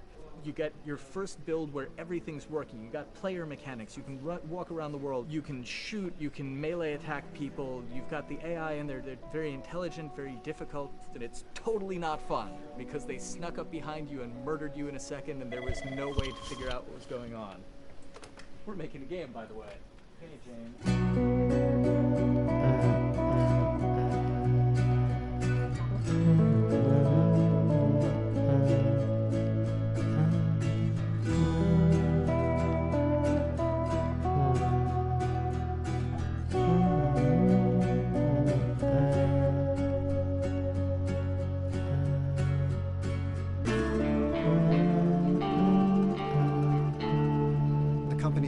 Quite a bit since I started. I think I was the 12th employee or something back when we got started, but we've tried to stay true to those smaller studio roots. I've been here for 16 years. There's just no reason to leave. I just like the environment here. It's very non-corporate. I think the way we work on Dialogue is kind of special because we don't really like hierarchy or bureaucracy, and no one is really just a manager. Naughty Dog has a very flat structure. We pretty much all report to the co-presidents. Блин, я бы хотел работать. Always. У них все нормально. We hire them just like my job is going to be able to trust you, and that's what I want. I want just to give you something and just you go with it, and I know it's gonna get done. We believe in iteration. We believe in collaboration, and we believe in the people making the game working directly with each other. When we have designers and artists, animators, all mixed up, anybody that's working on the same tasks, the same characters, the same areas, put them next to each other so they can communicate a lot better. We don't have a lot of meetings because if you need something to get done, you just walk over and you talk, and then you go back to your desk and you finish it up. And I really like that. I like when I just walk in the office and I see just a designers talking with the programmers or programmers over the animators and talking to them. I think that's when really the magic happens. Naughty Dog, we really try to cultivate a culture where Anybody can criticize anybody else's work. And we encourage people to be blunt about it and not try to sugarcoat it too much. It takes too long to be nice sometimes. It's not personal. It's based on more like how can we make a better game. We want everybody to have a voice. We want to cut out all the bullshit if we can, making sure that people are making decisions not based on ego, but what is going to benefit the game. When you see that people trust your opinion and that they value it, it's such a great feeling. You really feel like you're working as a team on a collaborative effort. We want to sort of remember where we came from and you know why we were successful then and try to continue that success now. We make games. That's what we like to do. Back when Uncharted 2 wrapped up and we decided that we were going to build this second team and create a new project, we kicked around a lot of ideas. One of the very earliest ideas was to go back to Jak and Daxter. It's really near and dear to us. We really love those characters in that universe, and we think that there are some interesting stories still to be told there. We started to realize that it was not going to do justice to the franchise that the fans had fallen in love with. It would be shifting it so far in a new direction that we felt that effort would be more justified in developing a new IP. Neil and Bruce came to Christoph and I and said they wanted to do a post-apocalyptic game. I think the core essence of what they wanted to do, though, was to try to tell a story about two people and how their relationship evolved over the course of the entire game. That potential, oh wow, there is something very special about that game. This is going to be polished. Like, you're not sure if it's going to work or not, and you have doubts. And like, should we be doing a game like that? Should we be doing a first-person shooter? Whatever. Like, you ask yourselves all those questions. And the creative director and the game director are the core of the team that have to really see eye to eye. That's why you have that balance between like Bruce and Neil's gonna try to push just the story and the characters, and Bruce is going to try to push that with just the gameplay as well. And so it's kind of like those guys are just trying always to find the right balance between the two. It's a very dedicated process. We feel that the interactive medium has an untapped potential to touch the feelings of the player. You have that connectivity, the fact that I'm actually in the world and participating in what's happening on the screen in front of me gives us some sort of advantage to make you feel connected with what's actually happening. At Naughty Dog, that's what we're trying to do, is pair story and gameplay together. If we can make you feel like you're actually with these characters on that journey and you're invested in those stories and those characters, then you're feeling, in theory, the same thing that they're feeling. As the story evolved and took different shapes and different forms, the thing that was always there was Joel and Ellie. And because of that, everything kind of grew out of that relationship.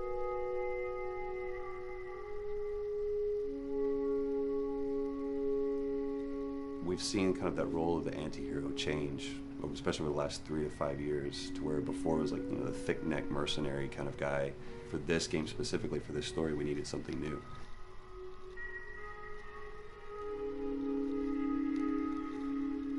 The reason we didn't want to make Ellie Joel's daughter from the get-go is because it wouldn't have anywhere to go. Of course, at that point, he'd be willing to do anything for his daughter because that is what a dad would do for his daughter. They didn't even know each other at the beginning of the story. Then we start from scratch. It's almost like the player has the same relationship to Ellie as Joel does. And we could take our time to build that relationship between these characters. And if we do it right, then the player will be feeling that same growth that Joel does. And we're kind of mirroring that emotional relationship between the two.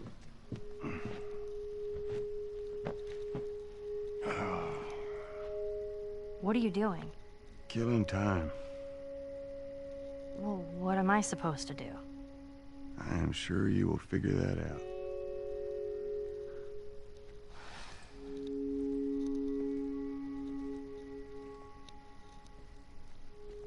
Your watch is broken.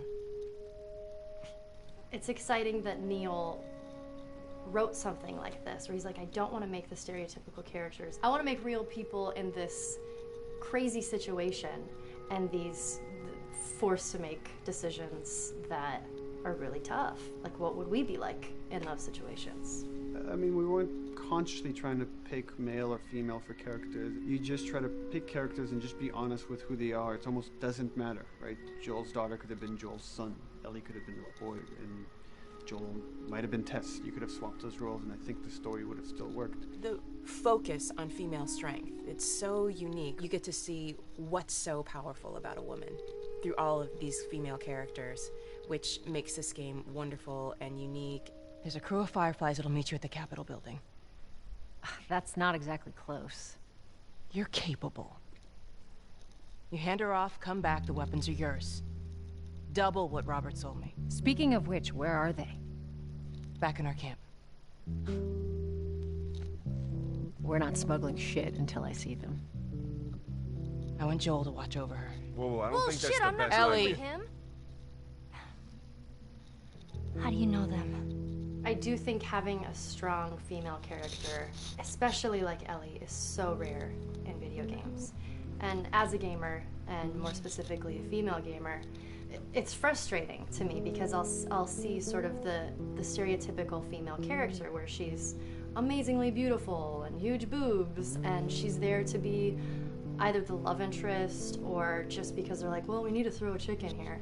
We've seen the strong woman or we've seen the weak woman. We haven't necessarily seen the empowered woman from this kind of standpoint. And there's that beautiful scene where Joel finds her inside the house and she's reading through this girl's journal. Is this really what they used to worry about?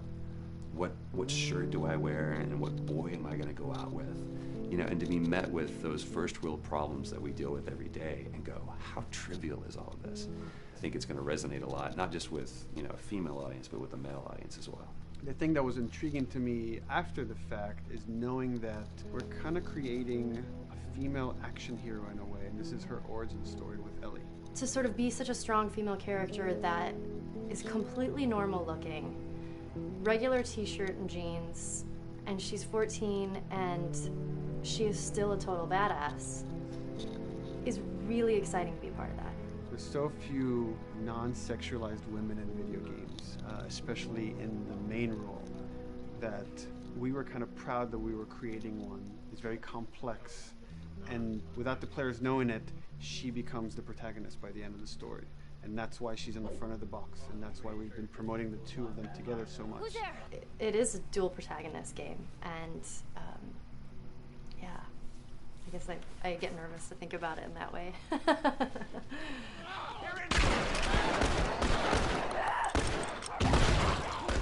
We couldn't talk about it. In fact, in interviews we've been lying about it, saying you never play as Ellie because it was so important for that to be a surprise. Sorry, journalists. Here we go.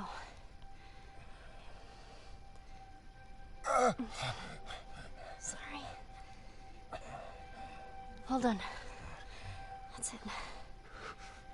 The tone of the game was set pretty early on that we knew that we wanted to make a really grounded story. We knew that we wanted to make the player feel the sense of tension and dread and go through the same emotional roller coaster that Joel and Ellie were going through. One of the things we kind of struggled with is to say, well, if we want to really ground this world and make it so like realistic, maybe we shouldn't have anything that could be perceived as a monster. Maybe like by just having an infection that just killed people, and it's all about humans and how they deal with this post-apocalyptic society and how different people decide to survive. Maybe that would be enough. And what we realized is because we're making an action game, a lot of the storytelling happens on the joystick. And once we remove the infected, it's like all of a sudden now we can't tell the story through gameplay of what happened to the world. And that's where we kind of went back and kind of brought the infected back in, because it lets you see, once you're fighting them, the threat that people had to deal with that otherwise would just be very cerebral and people could talk about it, but you couldn't necessarily experience it yourself. In a novel that might work, in a game for us, specifically an action game, it didn't work. And from there, when we start kicking around those ideas, and we're just like, what would be cool just to play? The early inception for it really came from a BBC video we saw called Planet Earth, where they were talking about a cordyceps fungus. This cordyceps fungus gets inside of the brain and controls these ants, and mandibles start chomping, they grow up to higher areas, cordyceps fungus sprouts out, and then it germinates. And essentially uses them to spread its infection and take over whole colonies, sometimes wiping them out. As soon as we saw it, we were intrigued by the idea of what if it jumped to humans?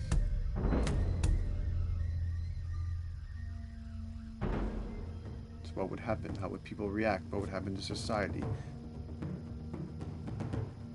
As we're trying to develop the look of the infected, we went through so many different iterations. Some that looked really alien and subhuman, some that looked just essentially like zombies, and we couldn't find like an original place for them.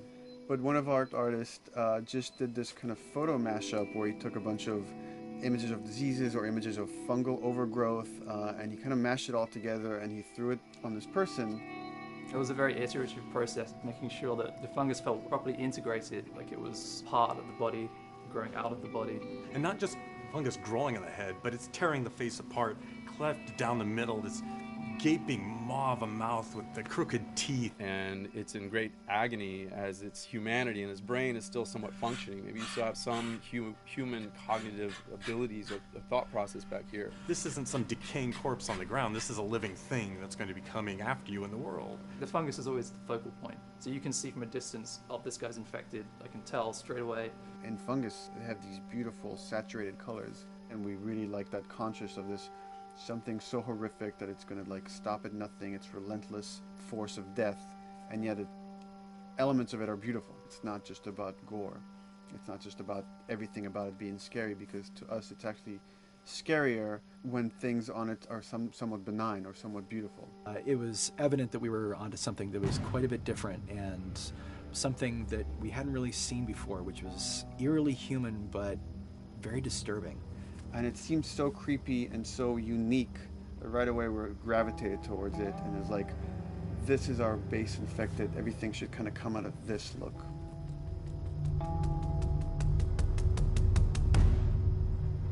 So once we had this idea of the face-splitting kind of look that eventually became what we called the clicker stage. We went to great lengths to create a full biological cycle for these things. So in the early stages, you don't actually see too many signs of the fungus surfacing out of the skin. It's kind of underneath it, like people have lumps starting to show.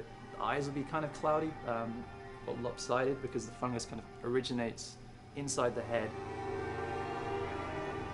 That moves into the next phase, which is the clicking phase. And if they mess with the eyes, we end up saying, well, how do they get around? Oh, echolocation. And they use a form of echolocation to track down their enemies.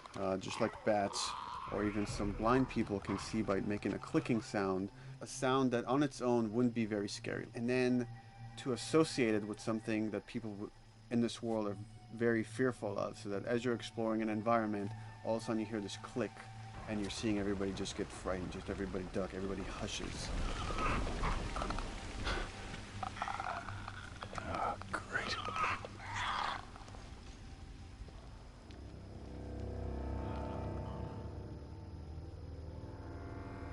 The bloater is the most severe of the stages. So large pieces of the body has been replaced by these kind of fungal plates. The fungus completely takes over the body and blooms. They're kind of covered in things that have been growing on them. Things like moss and like little life on life kind of. What the fuck is that? Goddamn bloater! When the infected feels like it's going to die, it finds like a dark corner and it becomes part of the environment. The human elements aren't there anymore. And then the body is gone. They lay down and sprout and then spew spores. And if people can breathe those spores, they become infected as well. It all had to kind of make sense of how each stage flowed from one to the other. And that's hopefully how we've created a world that you can kind of look through it and understand the science behind it and say, I could buy this, I could get into this.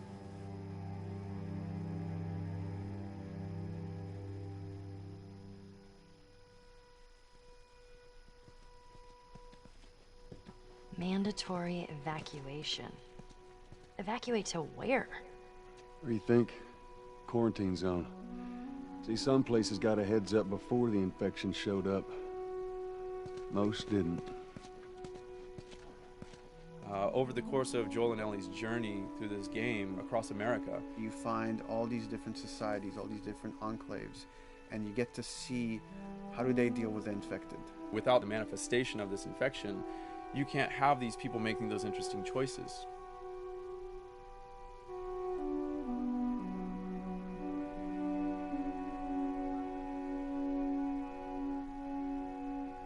The world we decided was actually its own character, really grounded with a lot of texture. What happens, after 20 years of the fall of man, when no one's taking care of anything. This book called The World Without Us describes in detail how much fighting on a day-to-day basis we have to do to keep nature back. And once you stop doing that, how quickly nature can reclaim that. They talk about New York and how every day they pump water out of the subway system. That system breaks down within 2 days, a whole city is flooded. And once water gets introduced, then structures collapse pretty quickly. Trees will sprout and wind will carry those seeds over and gutters get clogged, and then when it rains, water fills up, and then pretty soon you have vegetation growing over there, and once you have vegetation, concrete breaks pretty easily when there's a tree and roots breaking through that. Even some of the stuff we did on Uncharted, exploration of how temples were ruined, what if you took those ideas and put them in Pittsburgh or Boston? And obviously right when that happened, you can imagine that being pretty terrible to look at. But you think about 20 years later, and with rainwater filling up those sinkholes and then those becoming like little marshes with lily pads in them. We had this wonderful piece of concept art we developed really early on, and there are all of these wild animals that have escaped from a zoo and over the past 20 years have bred, and now they have herds roaming these cities. And that's something that tells you that life goes on and this world is worth saving.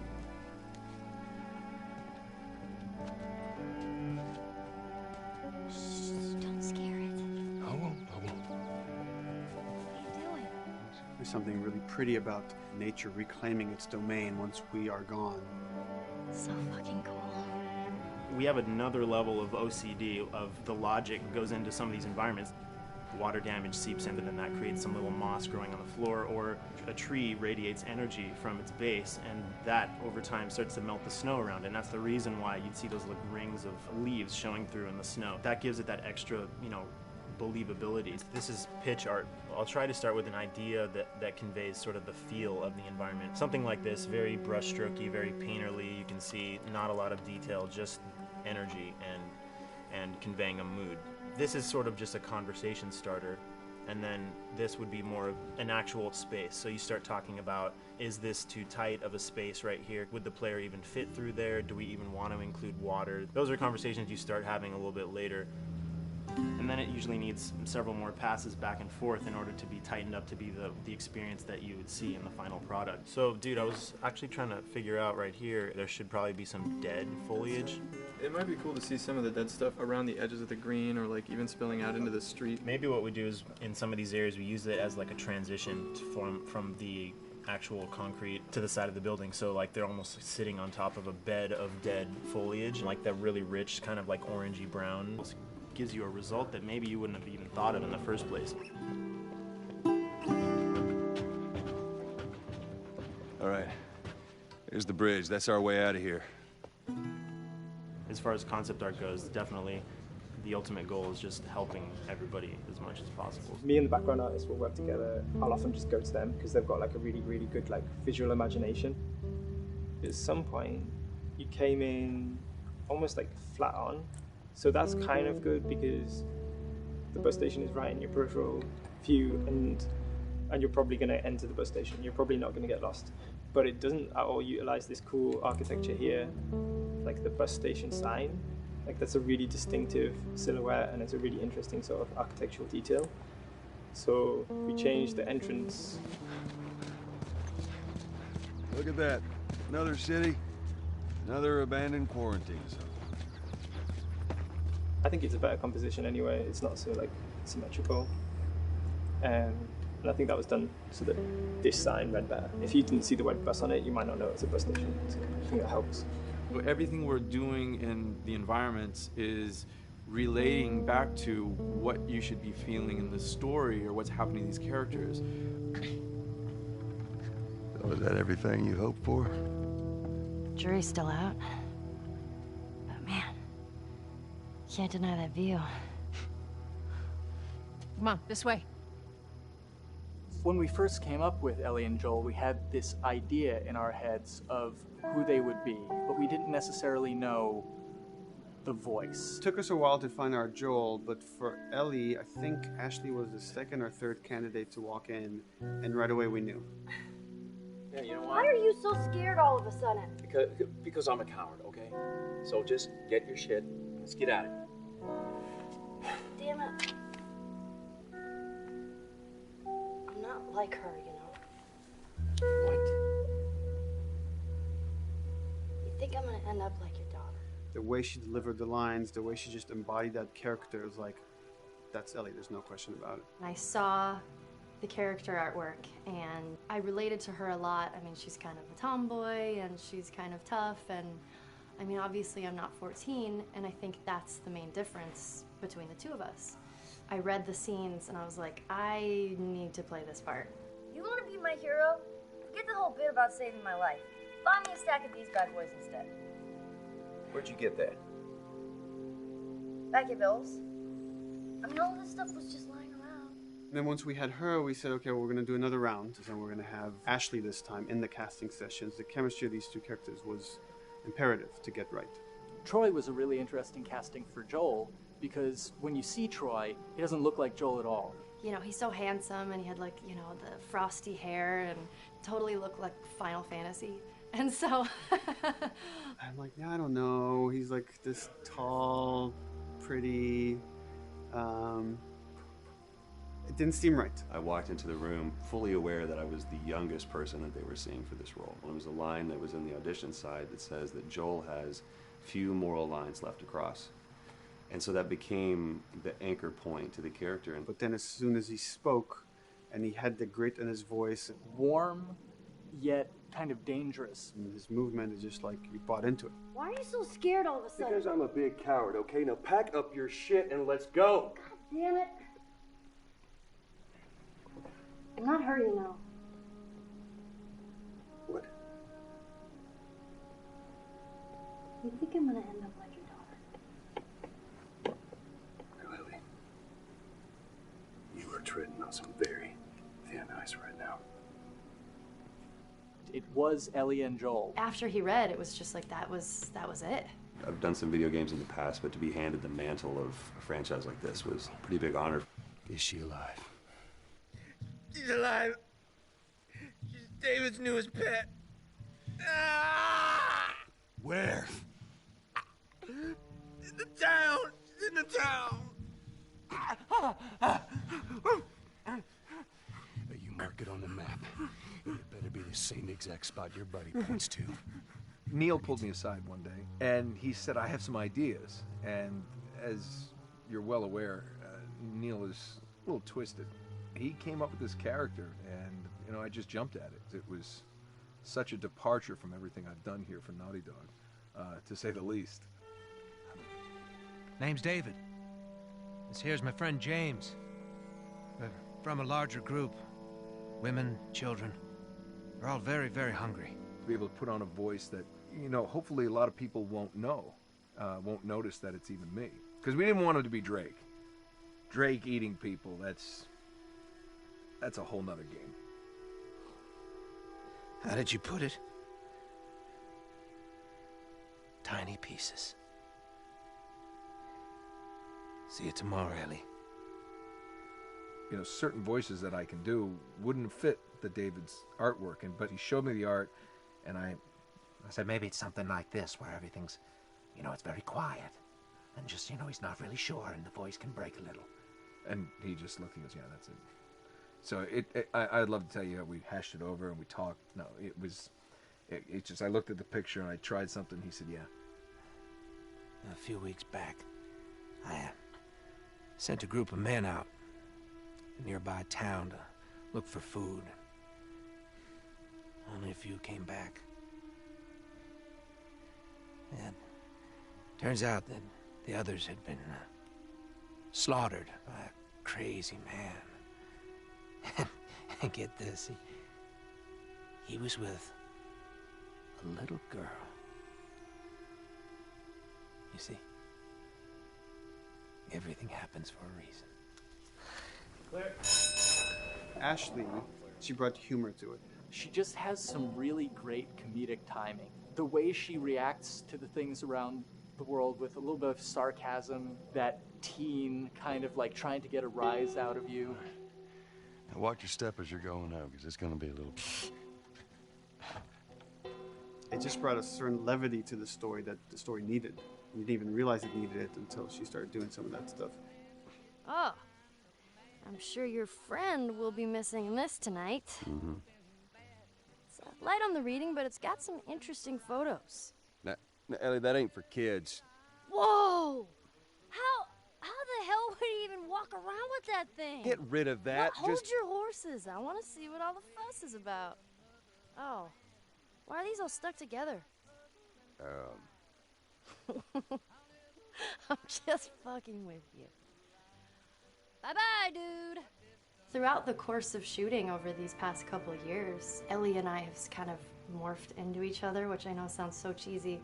Neil always asks, he's like, well, what would you do in this situation? I think the most important thing that Ashley brought is a sense of capability to Ellie's character that wasn't there in the beginning. The very first thing we shot involved her being pulled out of a car and attacked, and Joel was supposed to go save her. It was written that Ellie sort of was just kind of watching on the side, just waiting till he was done, and I was a little frustrated because I was like, well, if this were real life, I would do something. We did a couple takes, and at some point she walked up to me and she said, I feel like I'd hit him.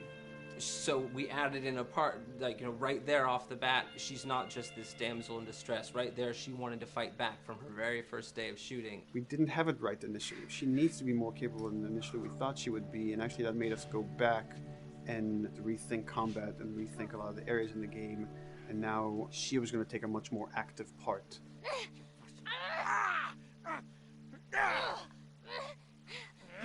Anything that requires, a lot of body movement, we do with the actors on the mocap stage, and we try as much as possible to use our actual principal actors, use their body motion as well as their voice. We capture it all at once there on the stage. Having the actors perform as well as being recorded at the same time was imperative to get an accurate performance, because every time you split up the performance in any way, you lose some of that magic where they did a gesture or they delivered the line a certain way, and those things have to be in sync, or there's just something subconscious that's like off-putting about the performance when you don't do it that way. You are treading on some mighty thin ice here. I'm sorry about your daughter, Joel, but I have lost people too. You have no idea what loss is. Everyone I have cared for has either died or left me. Everyone fucking except for you. So don't tell me that I would be safer with someone else, because the truth is I would just be more scared. It gives you the most authentic, most realistic performance, because you're actually there, not just making your own choices, but making your own choices based on the other people that are involved in that scene. So you get this truly natural approach to things, and it shows up. It's like theater in the round. You can do anything from any angle, and the smallest, most subtle thing we'll be able to pick up. There's no place to hide. So you have to be as prepared as possible, because you have no idea which moments they're going to use. There are these little improv moments and, little nuances that you get that probably isn't scripted, that just comes out of play, while they're performing. That mistake that is just blossomed into a really good idea. Did we improv on The Last of Us? Yes. Yes, we did. Doing this was a whole lot like being 5 playing in the backyard with a stick, and this is my machine gun, and and a pine cone is my hand grenade. It's all your imagination. I'm doing the exact same shit that I did 45 years ago. I just get paid for it now. We square. We're square. And get the fuck out of my town. I don't do a lot of voiceover work, so for me it was nice to be able to work off of your other actors. I can't imagine it working any other way. I'd never done mocap before. I didn't know what to expect. The suits were crazy. Yeah, the suit gave me wedgies. Like, deep wedgies that I had to pick out with my middle finger. Too much information. Just how damn sexy I look in a motion capture suit. I look like 10-pound of sausage in a 5-pound casing in that thing, man. Once you get past the fact that like everybody else and you look like weird clown people with these little dots and stuff, once you like give over to that, it really was pretty easy to make it just feel like you're in the moment and in the scene. So everyone that was on this is a slam dunk. This isn't just another gig to them, and that creates a really cool energy for people to really start experimenting and playing jazz. Floor is yours. Action.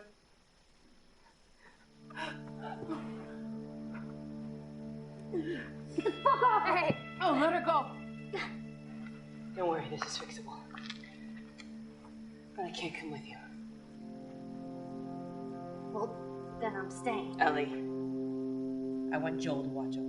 Oh, no, no, no. Oh, shit, I am not Ellie. going with Not him. too. I could just take her to the North Tunnel and wait for me there. Jesus Christ. Just cargo, Joel. How do you know them? You know, we craft the scene out until it has a good feel, and then we pass it off to animation to clean it up. Real life motions don't necessarily always translate into gameplay. There's something that's usually missing, so we have to, maybe enhance the gesture or enhance the shoulder movements or a breath that you want to be able to feel, but you don't really see it, so you can't really feel it unless you see it. Is everything all right?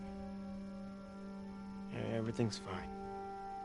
I could have him lean in here a little bit more, like this, take his hand down. When they're on stage, they don't necessarily have windows, so that weight of like really pushing and leaning in, it's something that we would have to accentuate. Give him a little bit more weight on that turn, or put his head down a little bit more. There's a lot of dialogue that gets said between the two characters. We have to bring that alive through animation, and we have what we're using as gestures. Why would they mow down all these people? Can't let everyone in. If you turned off the sound, you'd know that they were talking to each other. And that really helps accentuate the relationship that the two have together. We have certain animations that play in the beginning of the game on Ellie. She's traveling with Joel, who she doesn't really know. There's a lot of gestures to make her look nervous, just her overall stance. Later on in the game, they develop a relationship through the animation, not just the dialogue. You can see that she's more comfortable around him. If that reads well with the player, then, we're doing our job.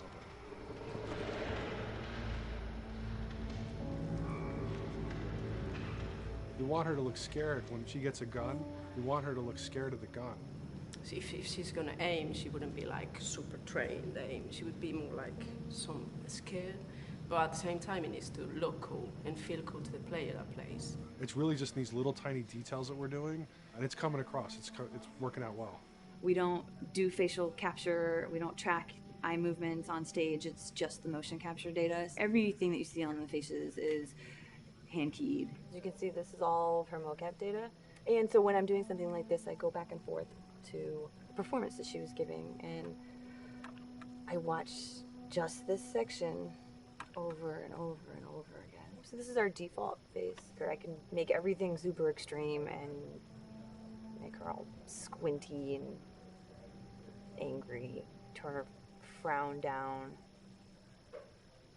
I can open her mouth, stick her tongue out. It's listen, watch. Okay, where's her mouth at this point? Like, is it open? Is she making like a grimace? About Tess. I don't even know. Here's how this thing's gonna play out. You don't bring up Tess. Ever. In fact, we just keep our histories to ourselves. We shoot all of it to just get the body motion, and then we'll do a second pass with the cameras. The scene's playing back on an overhead projector, but it's also playing back on a monitor that's attached to my rig. Sean and I would go to the stage and motion capture the camera filming the scene, and so he would get a whole wide shot, a whole close-up for the whole scene. You can change your lenses, you can use your standard 35, 85, 50s, whatever, all that sort of live action camera cinematography, you can apply it on stage. We make sure to go back in and add flaws. We keep the confinements of the room so the camera can't go past a certain wall, because then we have this cheated perspective. If the cameraman bumps into the wall, we keep it. Missing focus hits when you're pulling focus, going too close to a character and reframing, those little moments in there kind of keeps it very cinema verite. If everything was too perfect, you wouldn't be able to put your finger on it, but you'd be able to feel it. It would just feel off. It's very much about grounding it, despite having the option to do whatever we want. Being able to place the cameras anywhere we want after the motion capture gives us both advantages and disadvantages. The biggest advantage is it means that we just have to nail the best performances we can get, and the luxury is that we can always swap it. The 3D world gives you limitless opportunities with cameras and movements, exposures, all that stuff. Most of these cameras are sort of set up like real world cameras. So we have lens, we have f-stop, that will create the depth of field. We have aperture to, you know, set our film back and all that stuff. A master, and then I have my close-ups, my over the shoulders, sort of just like a live action production. Let's go to camera 30 at the 23.458. Then I get that kind of weird, you know, bend across his back. The closer I bring the camera, the more bend I get, which is, you know, doesn't look right. It doesn't look as, it looks less cinematic than if I do that, which flattens the whole thing. And I'm trying to also catch Ellie. Like if you scrub a little more, you know, catch her in the back here. So I want a longer lens and that kind of stuff. Since I've only had experience working with live action before I got into video games, it was a kind of a cool adjustment to be able to have this extra flexibility in post, to swap a line of dialogue for something different, even though that's not what the actors said at that time, and to be able to still have a close-up on them while they said it. You get to make it probably more perfect than you could ever make it in live action. How far are we gonna take As far as it needs to go. Where was this lab of theirs? Because our actors are both the voice and their body, they get to play, they get to try things, they get to work with our director to kind of come up with new ideas, or even our director will have a new idea on the spot that wasn't there in the script, but realizing when he sees it, oh, well, this would actually be better, this might feel better, and those changes all just happen organically there on the set. He could even lead straight into his thing. Is like, no shit, yeah, Ty, we want to do this. We rented 2 Harleys and drove cross country. Keep it pretty succinct, like we got the bikes, rode them cross country. Cool. It's shocking to me that this is Neil's first time directing. There was a specific tone and a specific approach that Neil and Bruce wanted to take with this. It just came down to there's nobody who knows this story better than you, and then there's nobody that knows these characters better than you. Why don't you just do this? He and I actually had a conversation about it. He says, I think I'm going to try this myself, and I'm not sure. Neil was fantastic. The floor is yours. Okay, so remember, you've been running away from this turret-mounted truck. If you come to this dead end, you're going to look up and see a potential way out. And action. Check it out.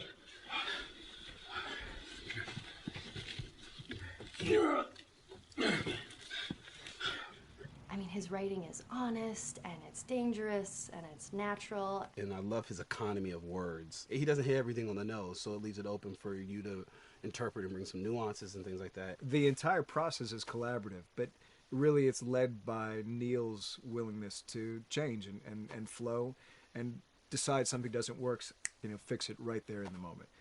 And it is something that's very foreign to the way that TV and film is done now, where everything has been micromanaged by the time you get it to the table read, and no one wants you to change anything, and everything's very precious and has been rewritten with notes from 20 people in suits, and you can't do that just anywhere in entertainment these days. Yeah, I want to make sure. I think I swung too far over to this way, and now it's a little bit of making jokes about it. And we need to bring it back to center a little bit. There's one scene in the game where we see Joel not as a ruthless survivor, but as a father. I knew from the very beginning that he was going to lose his daughter, and I just told Neil, I was like, when that day comes for us to shoot that, I need a heads up. About a week before, he said, it's time. We're going to do that scene. I was like, okay. Because I knew that I was going to have to go to this place that you don't really want to go to as an actor. You want to find some aspect of reality that you can empathetically draw from, you know? Troy and I were both kind of just like walking around for a while and just kind of getting into the zone. And well, my grandpa died when I was 8. He was like my dad, and so that's always what I use to get into that place. You know, I started recalling all those memories and starting pulling up all those feelings, and they're just right underneath the surface. When I walked back in, everyone realized that something was different. They kind of like calmed down, you know. You could feel the energy just like drop a little bit more. It was brutal. I lose my shit. I mean, just completely break down. Don't do this, please, God, no. Oh, God, no.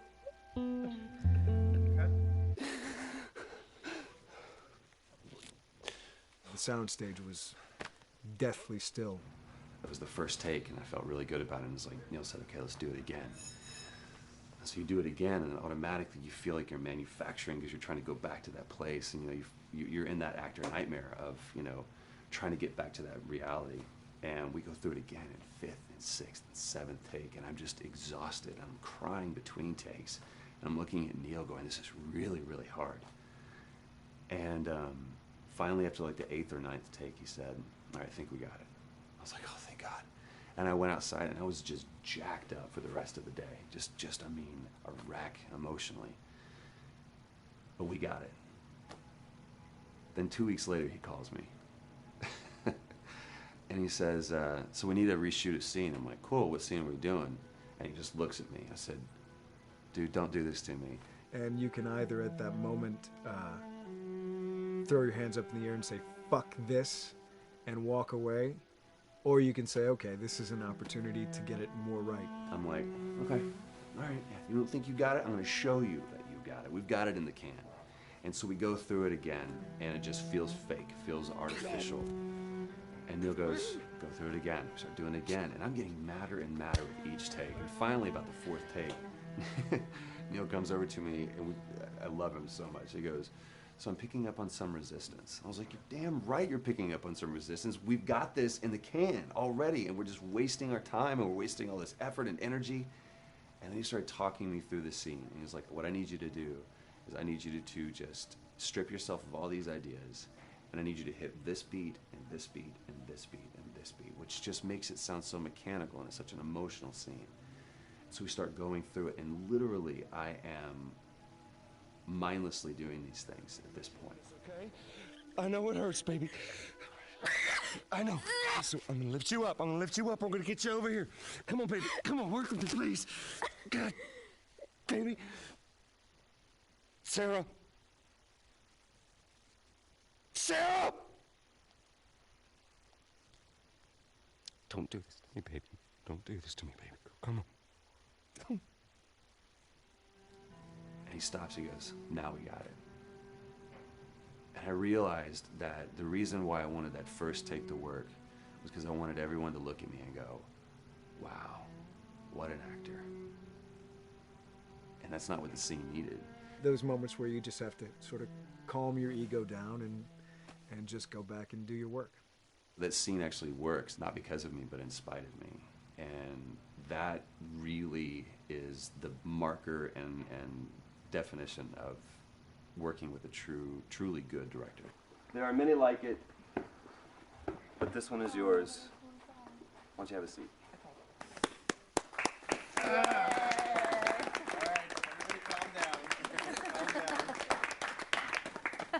Thanks, guys. The director's chair. Working on the project, we knew we wanted to have a pretty minimalist soundtrack. And we had a folder where we just throw music in there. Looked at the folder one day and we saw, we have a lot of stuff here from Gustavo Santaolalla. We're looking for a composer. What if we reached out to him? Oh, no. Sarah. Move your hands, baby. I know, baby, I know. Listen to me, I know this one. You're gonna be okay, baby. Stay with me. I want to pick you up.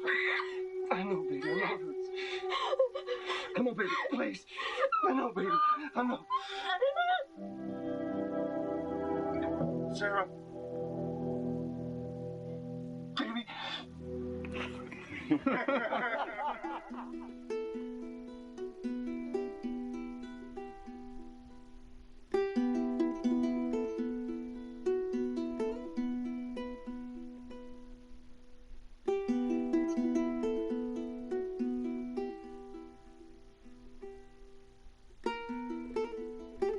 My life has been and still is kind of like a road movie. I grew up in Argentina. I came to the United States in 1978 because we had a horrible political situation in Argentina. We had a military dictatorship where 30,000 people disappeared at the hands of the government and many other more were tortured, and I was blacklisted. It was just impossible for me to keep on living there. I've been in jailed many times since I was probably 15 years old just because I had long hair and I play an electric guitar. So I had to embark on this trip. I can relate to that kind of need of movement and going to the next place and the next place and the next step. I'm always attracted to the possibility of getting involved with a project from the very beginning. I like to work from the script and talking to the director. It's never been, oh, give me a piece like this, or give me a music that's this. It's just been very high level. Here's what the story's about. Here are the themes. Go write some stuff. Since I don't know how to really read or write music, the way I produce music is actually recording it. So I like to come early in the projects, and I did in The Last of Us.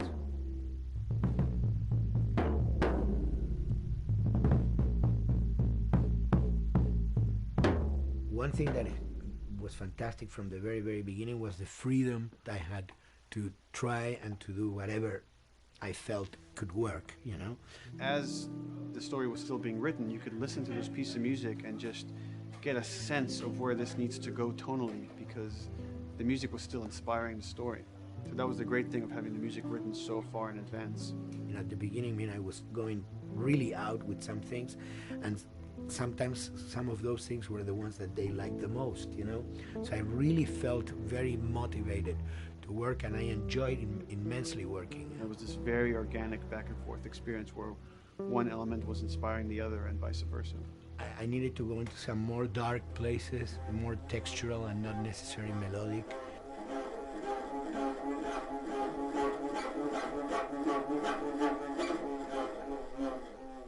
I'm always trying to sort of push myself into playing instruments that I don't know how to play. There's an element of danger and innocence. Lennon once said, you know, give me a tuba and I will be able to do I'm an artist. I should be able to do something. I like to put myself in that situation.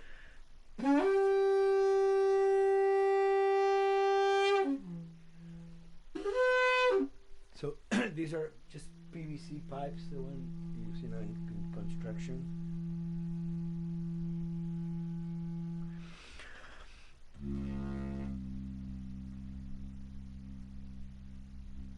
Or instruments that I know, kind of twist them. From the concept of the prepared piano, you know, I mean, I've worked with prepared guitar to stick things into the guitar and things like that.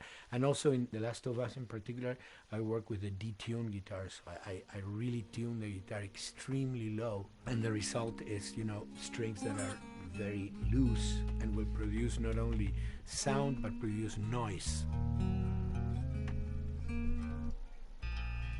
Because I believe, you know, every environment has its own sound. We have in our, you know, small studio, we have actually the possibility to record almost anywhere, including the bathroom, and we have done some fabulous recording, especially in the kitchen. When you score to picture, which is something that I don't do, then you know what you're going to expect. But when you provide people with music, like I've done in all the films that I've done, and then you see it, how the director decided to use that, you know, in what particular way he uses it or where they edit it. It's always fascinating to me. I watch a scene and I'm going, you know, it's fantastic how they use this piece. I would have never, of all the music that I've done, probably I would have never used this piece there, but it works, you know, great. So I like that feeling of collaboration.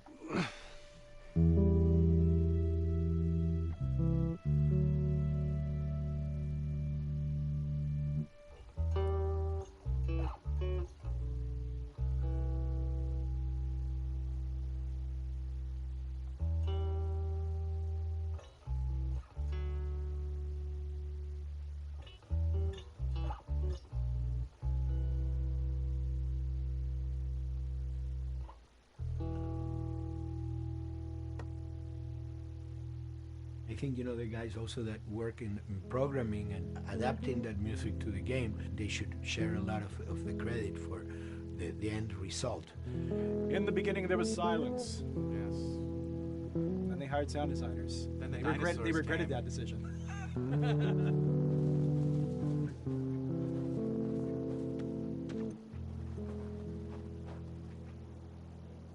Hold it steady. Ha! Got you!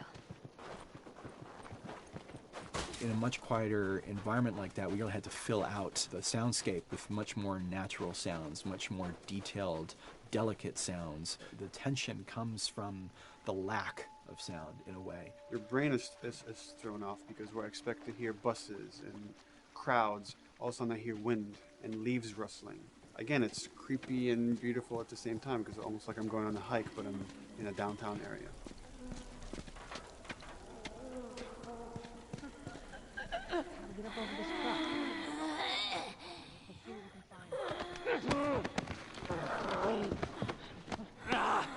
To Neil, I mean, we were going through the iteration, so he just did not want like yells and screeches and what he called like, you know, kind of witchy qualities, like cackling witch. He didn't want anything like that. It was a little bit of a head scratcher to figure out, okay, how do we make it sound human but not human? Yeah. We really did not want to use any animals. We wanted these all to be human. Derek and I basically decided to hire a couple of voice actors who did some interesting work vocally to see if they can come up with something. And we worked with this girl, Misty Lee. She started giving us these really great screeches. And that's no process. Yeah, that's just her voice. And it started going into this little click. We also used a little bit of Phil's voice.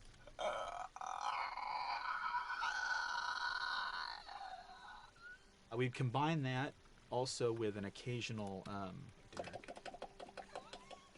That's just me, you know, moving my tongue. And what that kind of did was it sort of grounded it all, like maybe in the mouth area, the wetness, all that kind of stuff. And it adds a nice texture, actually. This is a composite of all the bits I just told you about.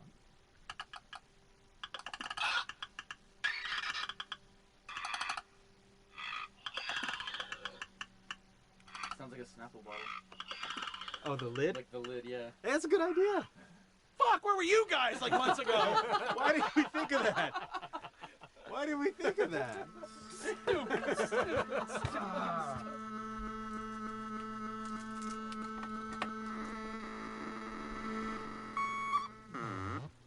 Viewers at home, you're probably wondering what this is. Let me tell you.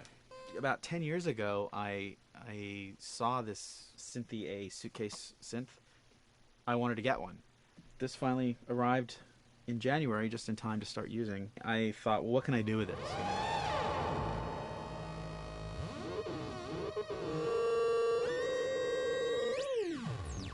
In Lakeside, there's a whiteout that happens, and this thing has a noise generator, which gives really convincing wind sound.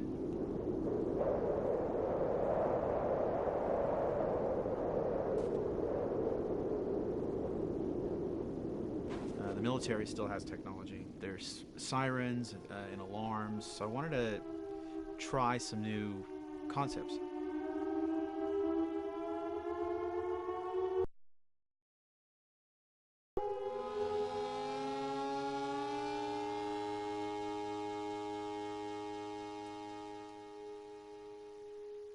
Man.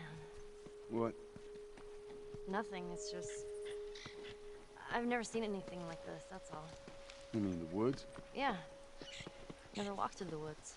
It's kind of cool.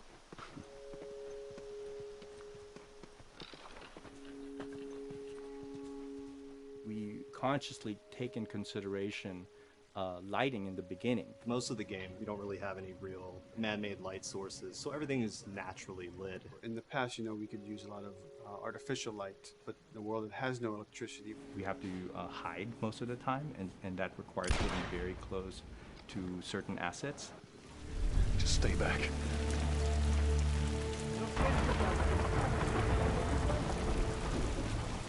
Otherwise, Detail's expensive, and if you build up too much of it, you end up running into technical problems, right? Your engine slows down. When the frame rate goes down, everyone can bring up the profiling tools and see which parts of the frame actually cause the drop of the frame rate. This is the profiling tool. These are all the SPUs. Here's the GPU, and then here's the PPU. You can see like here's the main process and here's all the sub-processes, and you can see, tells you like how many milliseconds and cycles it's taking. The programmers are whiz at modifying this stuff and realizing, oh my god, why is this thing so big? We're taking 10 milliseconds on this thing. And then that's when they come over and find somebody and hit them over the head with a club and be like, why are you doing this? I love, we put the 30 frames per second goal because that's what we shoot for. Someone nicely put the 60 frames per second goal. It's like, yeah, we're not going to hit that. Lighters usually can come up with different lighting setup that still looks great, but is less costly in terms of performance. Did you talk to the character artist about her hand? So her face is getting a lot of spec, but then her arm is just like bone dry. You think something we can tweak in shader? We'll have to send back to character team Michael to take a look. I can play with the lights and see if that's creates more like spec. Yeah. I've never ever focused so much on lighting and how much sensitivity there is to that here. One of the first lighting scenarios I had to do was like 7 a.m. like overcast, and I'd like wake up early and like take photos with my phone. What color are the shadows? What color is the light? It is a master's course unto itself of how to deal with ambient lighting because I've never had to use it so much. Man, this is kind of sad. What is? All this music that's just sitting here. No one's around to listen to it. I don't know. It doesn't seem right. All the characters cast soft shadows onto the environment. Even when there is no direct sunlight or no direct light sources, we still have nice fuzzy shadows. When you're walking down a hallway and you see your soft shadow goes along with you projecting on the wall on the environment, that make everything look real.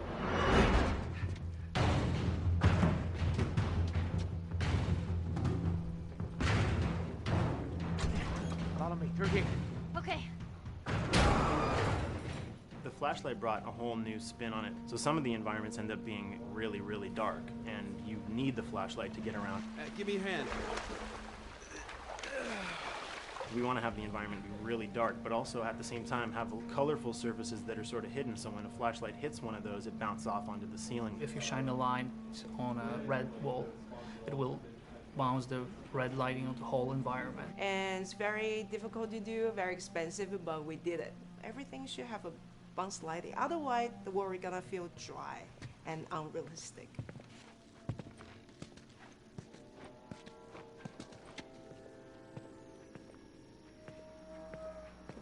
I guess this is where the assholes sleep.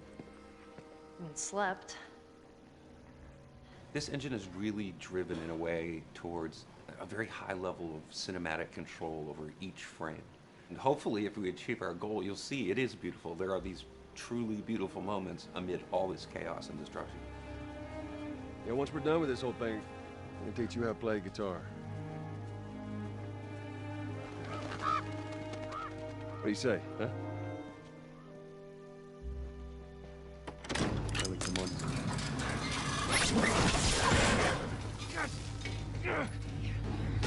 I got you.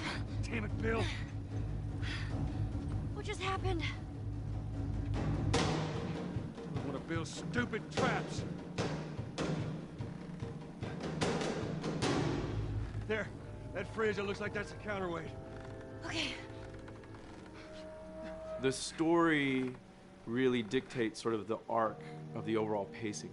Storytelling would always want to be subtle. They would always want to keep the world grounded in reality. But gameplay has requirements where the player needs to see this thing. The player needs to immediately know that the enemy is attacking, that this room is dangerous, that this room is a puzzle that you have to solve. What are the things that we can do on the joystick to make you feel the same way that these characters are going to feel when we get to this next pinch point in the story? There's a turn in a scene that we need these characters to take, and we need you to feel it or understand that, and that means you have to play it.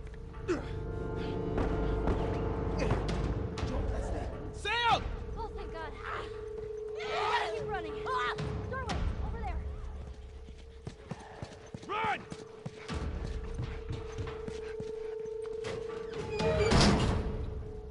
We really want to make sure that there's that contrast between the negative space and then the high tension spikes.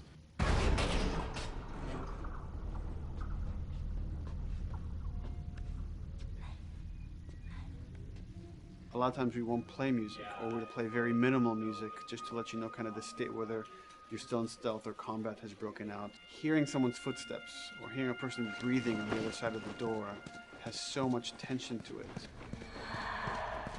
You hear that?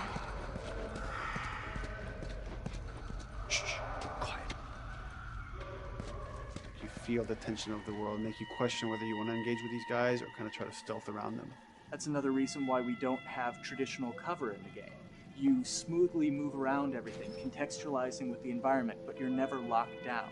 We want the player to, with that crafting system, with the scavenging system, with all of the abilities available to them, to constantly be moving around and changing as the moment arises. Gameplay is all about, I have a limited set of tools, and how am I going to use those tools and those limitations to overcome this obstacle in front of me. And that obstacle might be infected, might be another class of humans that wants to kill me for a bottle of alcohol in my shoes.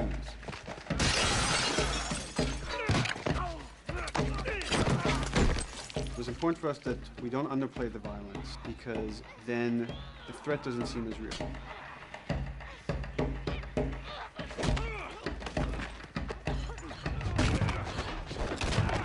We see video games as this incredible medium to tell stories. We want to treat it as equals to books or comics or TV or movies. This is subject matter that would not be considered out of the ordinary to tell in one of those other forms of entertainment. Fucking hunters. See, this could have been us. We wanted you to buy just the desperation of these people and why they're behaving this way, because it's so brutal. And at the same time, we didn't want to make it so over the top, stylizing it, so then it doesn't become as real. It was important for us actually to hit that middle ground where it's kind of disturbing. That glint that's happening on that curvature, it'd be good if there was a way that we can guarantee that from this angle, we're seeing it. It seems but really it's flat. Overall too bright and opaque. Yeah, looks like paint. Yeah, see, the blood on the ground works really well. It's something about the other shader is messed up in this environment. We got to fix that to unify the look. Shouldn't make you giggle or laugh or any of that. You should be kind of appalled by what you have to do, but you understand why you're doing it. You want to feel each hit. You want to feel each concussive strike. Lives are at stake. We want a death animation to have impactful performance, not just have a guy keel over in a ragdoll. In real life, a guy hitting a guy takes a half a second, but in the game world, you want that to be as instantaneous as possible. I lived my whole life in this very ugly test level. I basically just fight dudes in here all the time. Almost every move is divided between like an intro and a swing. And one of the many things I have to end up doing is like counting frames and being like, okay, on frame 18, I want you to get out of here. I want you to be able to start moving. Every hit reaction that an NPC plays, they are not necessarily in the correct pose. When you strike them the next time, we just pop them with a 0 frame animation change, which is usually kind of a no-no, you know what I mean? Normally you want characters to blend smoothly and realistically into animations. But what we found is that you can cover that pop up with a heavy impact. They can go from almost any pose into the pose that the impact starts from, and your eye just covers up the transition for you. So if you throw a brick at a guy, it puts him in this like kind of staggering stun state. And that changes the moves that you do when you come up and punch him. So now I'm gonna come up and punch him, and now when you're punching him, because you've hit him down, you get this like auto aim moment where you get like a free headshot. I try to make it so that, you know, if you kind of know what you're doing, that you can set yourself up for 1 + 2 = 3. Right here! Memory on a console is a very precious resource. All of Joel's animations with every weapon, all the NPC animations, the stealth kills, you know, all of that stuff happening need to fit within a 4 meg to 5 meg memory footprint. This is a list of everything that's loaded in game and how much memory it's taking, because memory is our most precious resource right now. So we have a level, we call it the bookstore, it's in Hunter City, and this is a zone, for example. So when I set an AI to this zone, he will never leave its boundaries. I want guys to guard this exit where you have to go through, so I'll zone a couple guys around there to make sure that they, you know, they can fight you and use all this cover, but they want to stay around this door. This is another key component of the AI, is what we call the nav mesh. This defines the overall play space of where an AI knows he can or cannot go. Hey look, that's where a cover used to be, and there's a hole cut out for it. I gotta fix that. Here's some other wonderful things. See these little red polygons? Yeah, that means they're not linking right for some reason, so that means they can't really walk through here properly. It's a bug, and I need to fix it. Welcome to my life. Hey!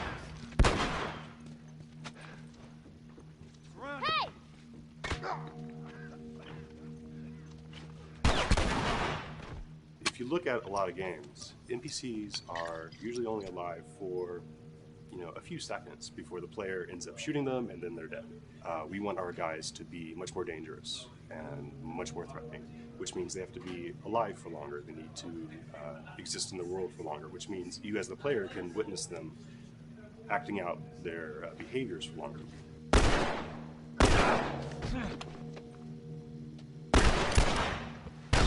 So we've been working really hard on our AI systems. Back of the box, biggest bullet is going to be like AI.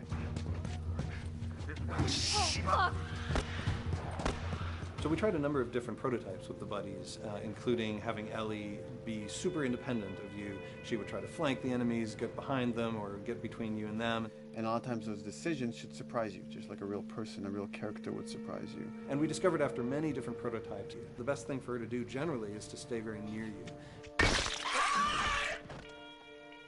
You need the exploration, you need the scavenging, you need something to say like, okay, if we just crank it to 11 the whole time, then it's pinned up there and there's no time to breathe, no time to assess or analyze, and no time to really contrast. There's no way of shifting the pacing.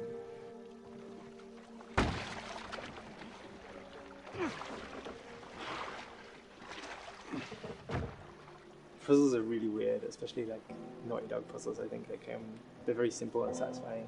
Most of this puzzle is strict exploration. You can see the ladder here, you can see the pallet there, you can see a clear route up to the ladder. So you're like, okay, maybe I have to get Ellie to the pallet, push the pallet over to this side, and like Ellie will climb up and lower the ladder.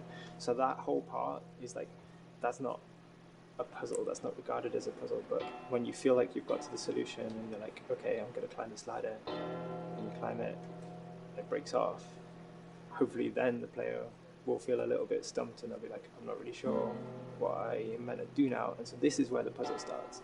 Hopefully at this point, like all of the elements that the player needs to solve the puzzle are very familiar to them because they've been through the previous exploration beats. They're improvising with elements that are at their disposal. That's a really sort of like strong theme throughout like The Last of Us. So if you're a survivor, you'll take whatever tools you're given and you'll use them in like creative ways to survive.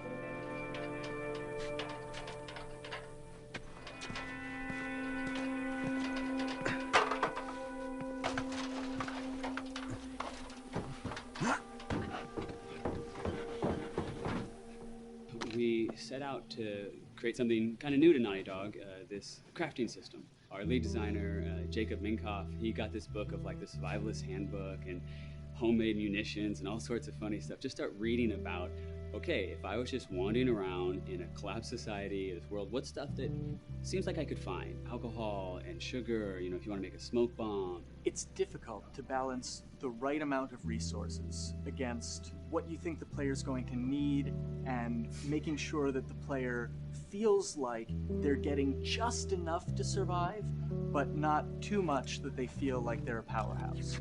We wanted you to be forced to make some choices in the world that showed how depleted the resources were. So if there's a particular point in the story where the characters are having a particularly difficult time surviving, then we want you as the player to be finding fewer items, farther apart, harder to survive. We will item starve you at the same time that those characters are feeling starved and worn out. Then you expose something to them. Oh, here's a cache, and if I can just get into that cache. Oh, look, there's a wealth of things in here. God, I was so worried. My health was low.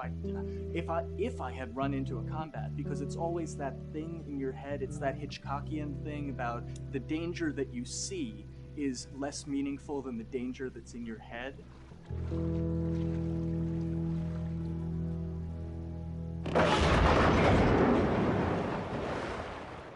When we're designing the levels, you know, it's nice to have the stuff that we know people are going to encounter. You know, we kind of call this some of the critical path stuff. These are the things that 9 out of 10 players are going to find. They're right in the way. It's where you have to go. And then whenever designing a level, you want to have that little nook and cranny, right? You want to reward the player being like, oh, you went over here.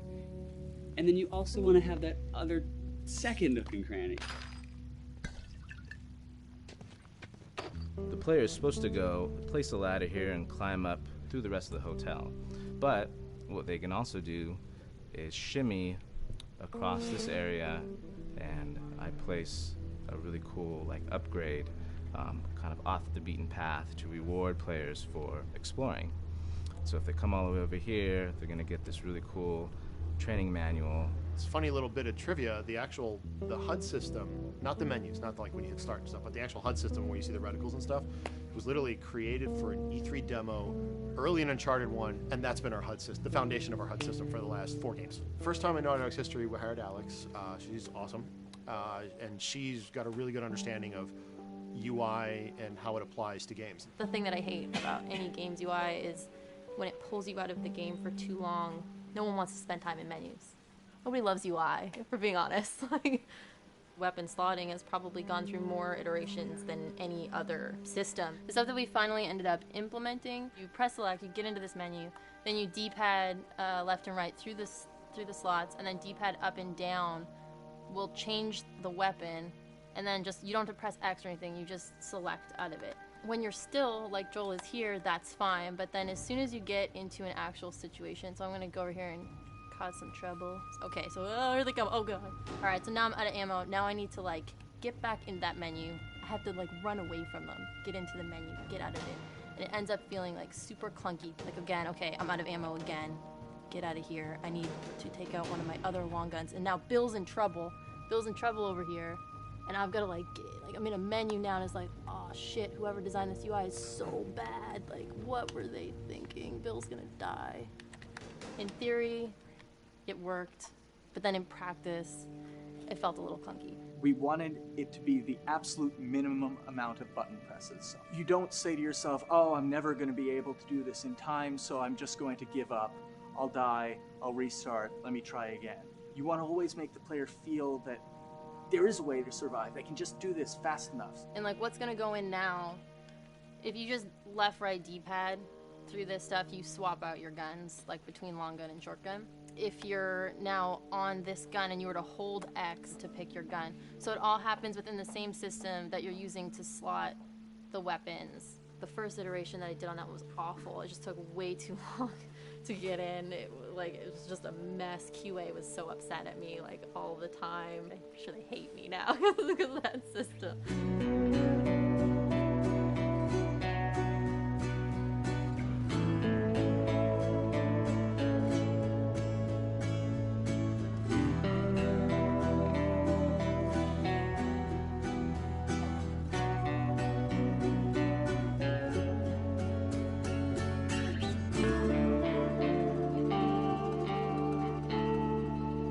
I think the way the industry is kind of maturing and changing in general, you're seeing a lot more focus and importance on refinement and polish. So having internal QA really helps. The industry is kind of changing from QA being this like tighten up the graphics on level 3 bro kind of vibe to like really being a more technical, mental investigative job. On the publisher side, it's more reactive towards the code being delivered in a stable, controlled environment. Whereas on the developer side, especially at Naughty Dog, we are going beneath the art and the design. We're given enough weight where we can go up to somebody and be like, look, you have to fix this. Why? Come over, I'll show you. That kind of feedback, I would love to be able to say like, that was us, but it gets so diffused throughout the iteration process that you're just kind of like adding your I guess like genes into the gene pool and then just seeing what happens, you know what I mean?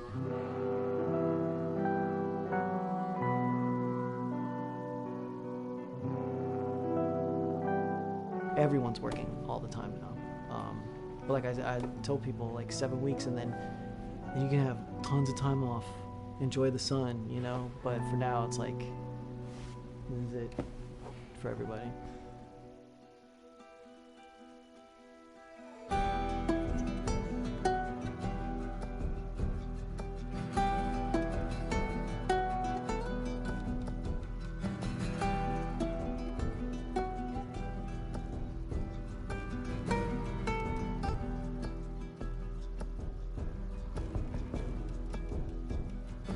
crunching is part of making games. I feel it's human nature, right? If I'm gonna have a guest at home that's gonna come for a couple of weeks, I'm probably gonna clean their room just the day before they arrive, right? And I think it's the same thing. It's just like everything comes together at the end. I personally enjoy crunch. I think you get this like absolute laser focus because it has to come together. There's a camaraderie that also comes There's a together, camaraderie, totally, yeah. The vibe is everywhere, you know what I mean? Everyone's kind of like giving it 150% at this point. We're getting there, right? You start to get these glimmers, and I don't think anyone who doesn't make games realizes how late in the process you get those glimmers. 1 week before we shipped that press demo, we're all like, this kind of sucks. What's going on here? It's like, we need to dig down and find this. And in 1 week, the fun came together. Like you're shooting at a guy and then somebody flanks you and you hit him and you avoid the other guy who's shooting you, and then you flank and go behind cover and you're like, oh, that 5 seconds in that 15-hour game was really, really fun. How do we make that 5 seconds happen thousands more times? My favorite video game is making video games. It is as challenging and as complex and as interesting. If we had to like try all the things that didn't work, what's hard about crunch? It's like marching through that swamp of it not working. I mean, nothing's ever really final because you can always make something better, always. So we're constantly changing and constantly reiterating and trying to make it better and better and better pretty much until we ship. As an artist, you're never really happy with your work. You could be given like 100 years to work on something, you'll still find things to nitpick and things to fix. Yeah, you can work on the game for 10 years and you'll still be crunching at the end. So it's like, okay. All of a sudden, it's like getting ready one morning in the shower, and I was just like, oh yeah, I'm about to ship another title, and this is going to be a really good title, and it gets you excited, and you're like, all right.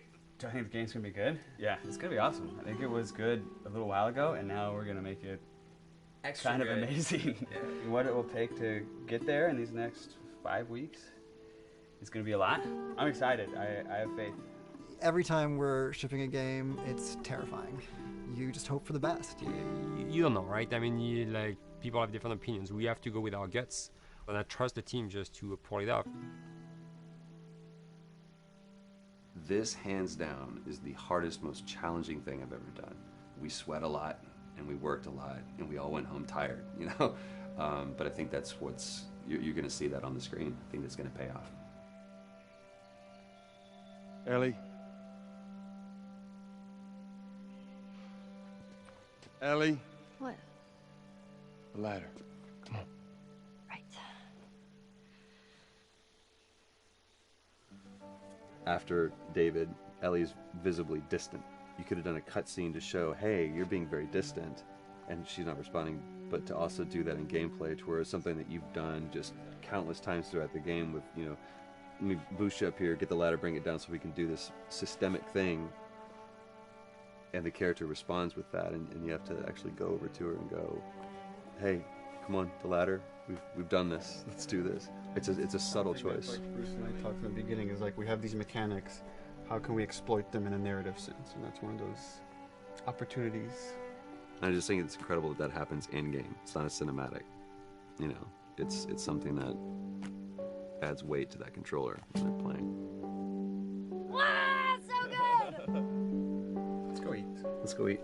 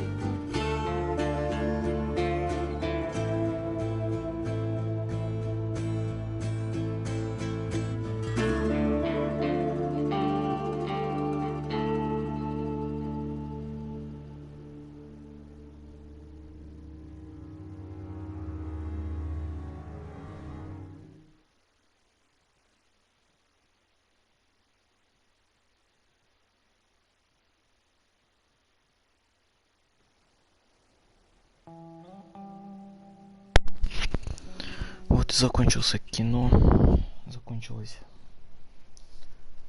Вот и прошло. Такое, то есть, большая история создания игры. Час 25 минут длилась.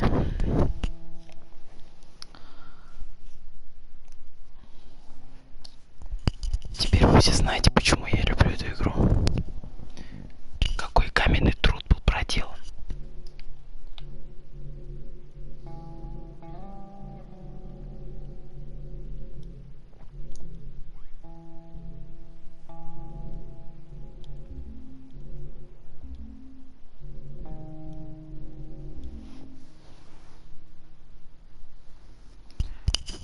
Ну что ж, спасибо всем за просмотр. Это был финальный стрим прохождения The Last of Us на уровне сложности максимальный. Плюс. Прошли ее максимально на 100%, как могли. Мне было очень приятно, что вы поддерживали на этих трансляциях. Эти трансляции мы все равно будем устраивать. Я еще пройду реализм. Плюс. То есть, это будет именно плюс, когда я пройду летсплей по сериям. Но это будет через неделю. Я буду каждый день выкладывать отдельное видео. Поэтому, не скоро будут стримы, наверное, проводиться. Пока я полное прохождение не выложу. Поэтому отдыхайте пока от него. Но, конечно, у меня уже тяга опять начать его проходить по новой. И не надоедает. Мы с вами посмотрели фильм. Мы с вами посмотрели игру. Вы все знаете. Вы все видели. Все по-русски было написано. Я не знал, что можно по-русски включить. Я все сам переводил. Вот. Теперь вы знаете, за что стоит любить эту игру и понимать, какой труд был проделан при создании этой игры. Это реально чудо света. Это не просто игра даже, я бы сказал. Это все-таки есть какая-то психологический даже смысл, не знаю.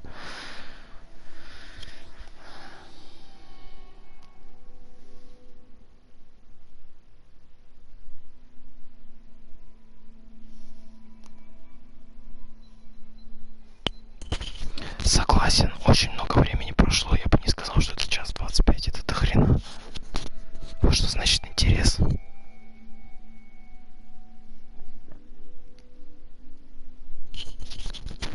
Да.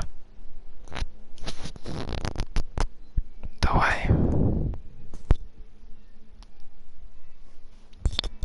Давай, goodbye. Thanks for watching, Delta.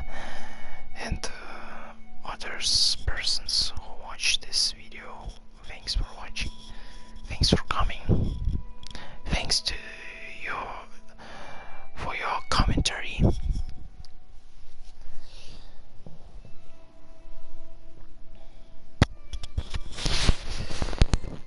Но я думаю, по Left Behind мы все-таки стримец запустим, поэтому недолго я с вами прощаюсь с Last of Us. Left Behind мы еще не прошли на максималке. Плюс. Поэтому Left Behind на максимальном плюс пойдет. Вот. Это... И, в общем, Ванек, давай там не расплачивайся, все будет четко. Не грусти.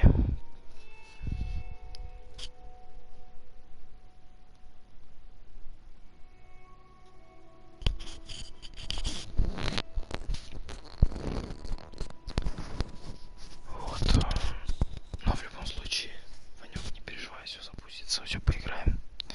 Что вас всех.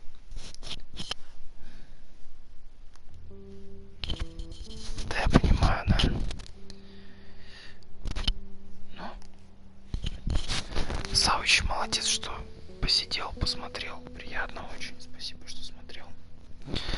Очень рад.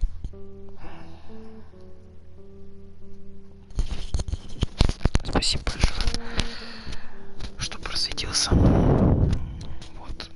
Спасибо тебе, Ванек, что посмотрел тоже это видео от разрабов. Да, я говорю, кино вообще четко пересмотри. Я там не комментировал, там все субтитры шли. Я вначале комментировал, потом уже. Короче, все кино пересмотри заново. Я, может быть, даже отдельное кино залью. Посмотрим.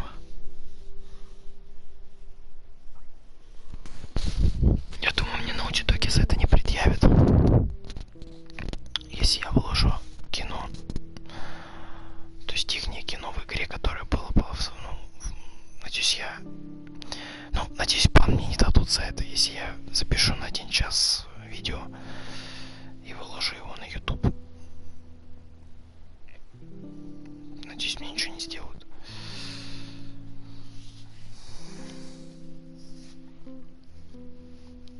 Спокойной ночи, Савыч, в общем. Ну и что же сказать, спасибо всем вообще большое за то, что приходили на трансляции. Ждите прохождения на The Last of Us на режиме сложности. Реализм — это высшая сложность в игре, которую только можно придумать. Это высшая, наивысшая сложность, больше нету. Вот, ждите хардкор, даже мягко сказано. Ждите испытаний, ждите нервов где-то. Но я думаю, нервничать не буду, потому что я и так спец уже в этой игре, как ее проходить.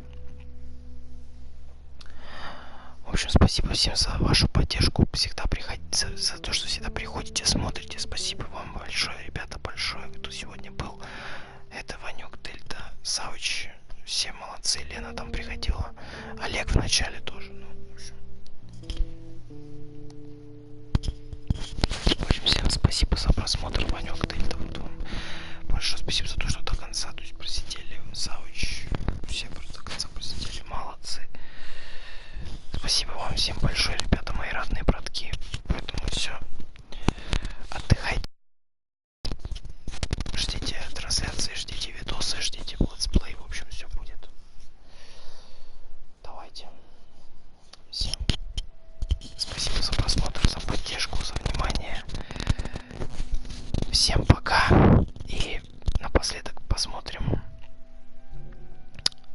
титры и, то есть, проявим внимание разработчикам, опять же, почтим Густаво Сантоалале и прочих, то есть разработчикам, которые участвуют в создании игры. Всем пока, спокойной ночи, доброго дня, кому, то есть, у кого день, кому-то ночь, доброй ночи, спокойной, отдыхайте.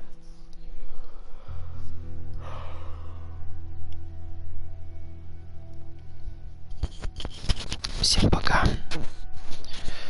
До новых встреч.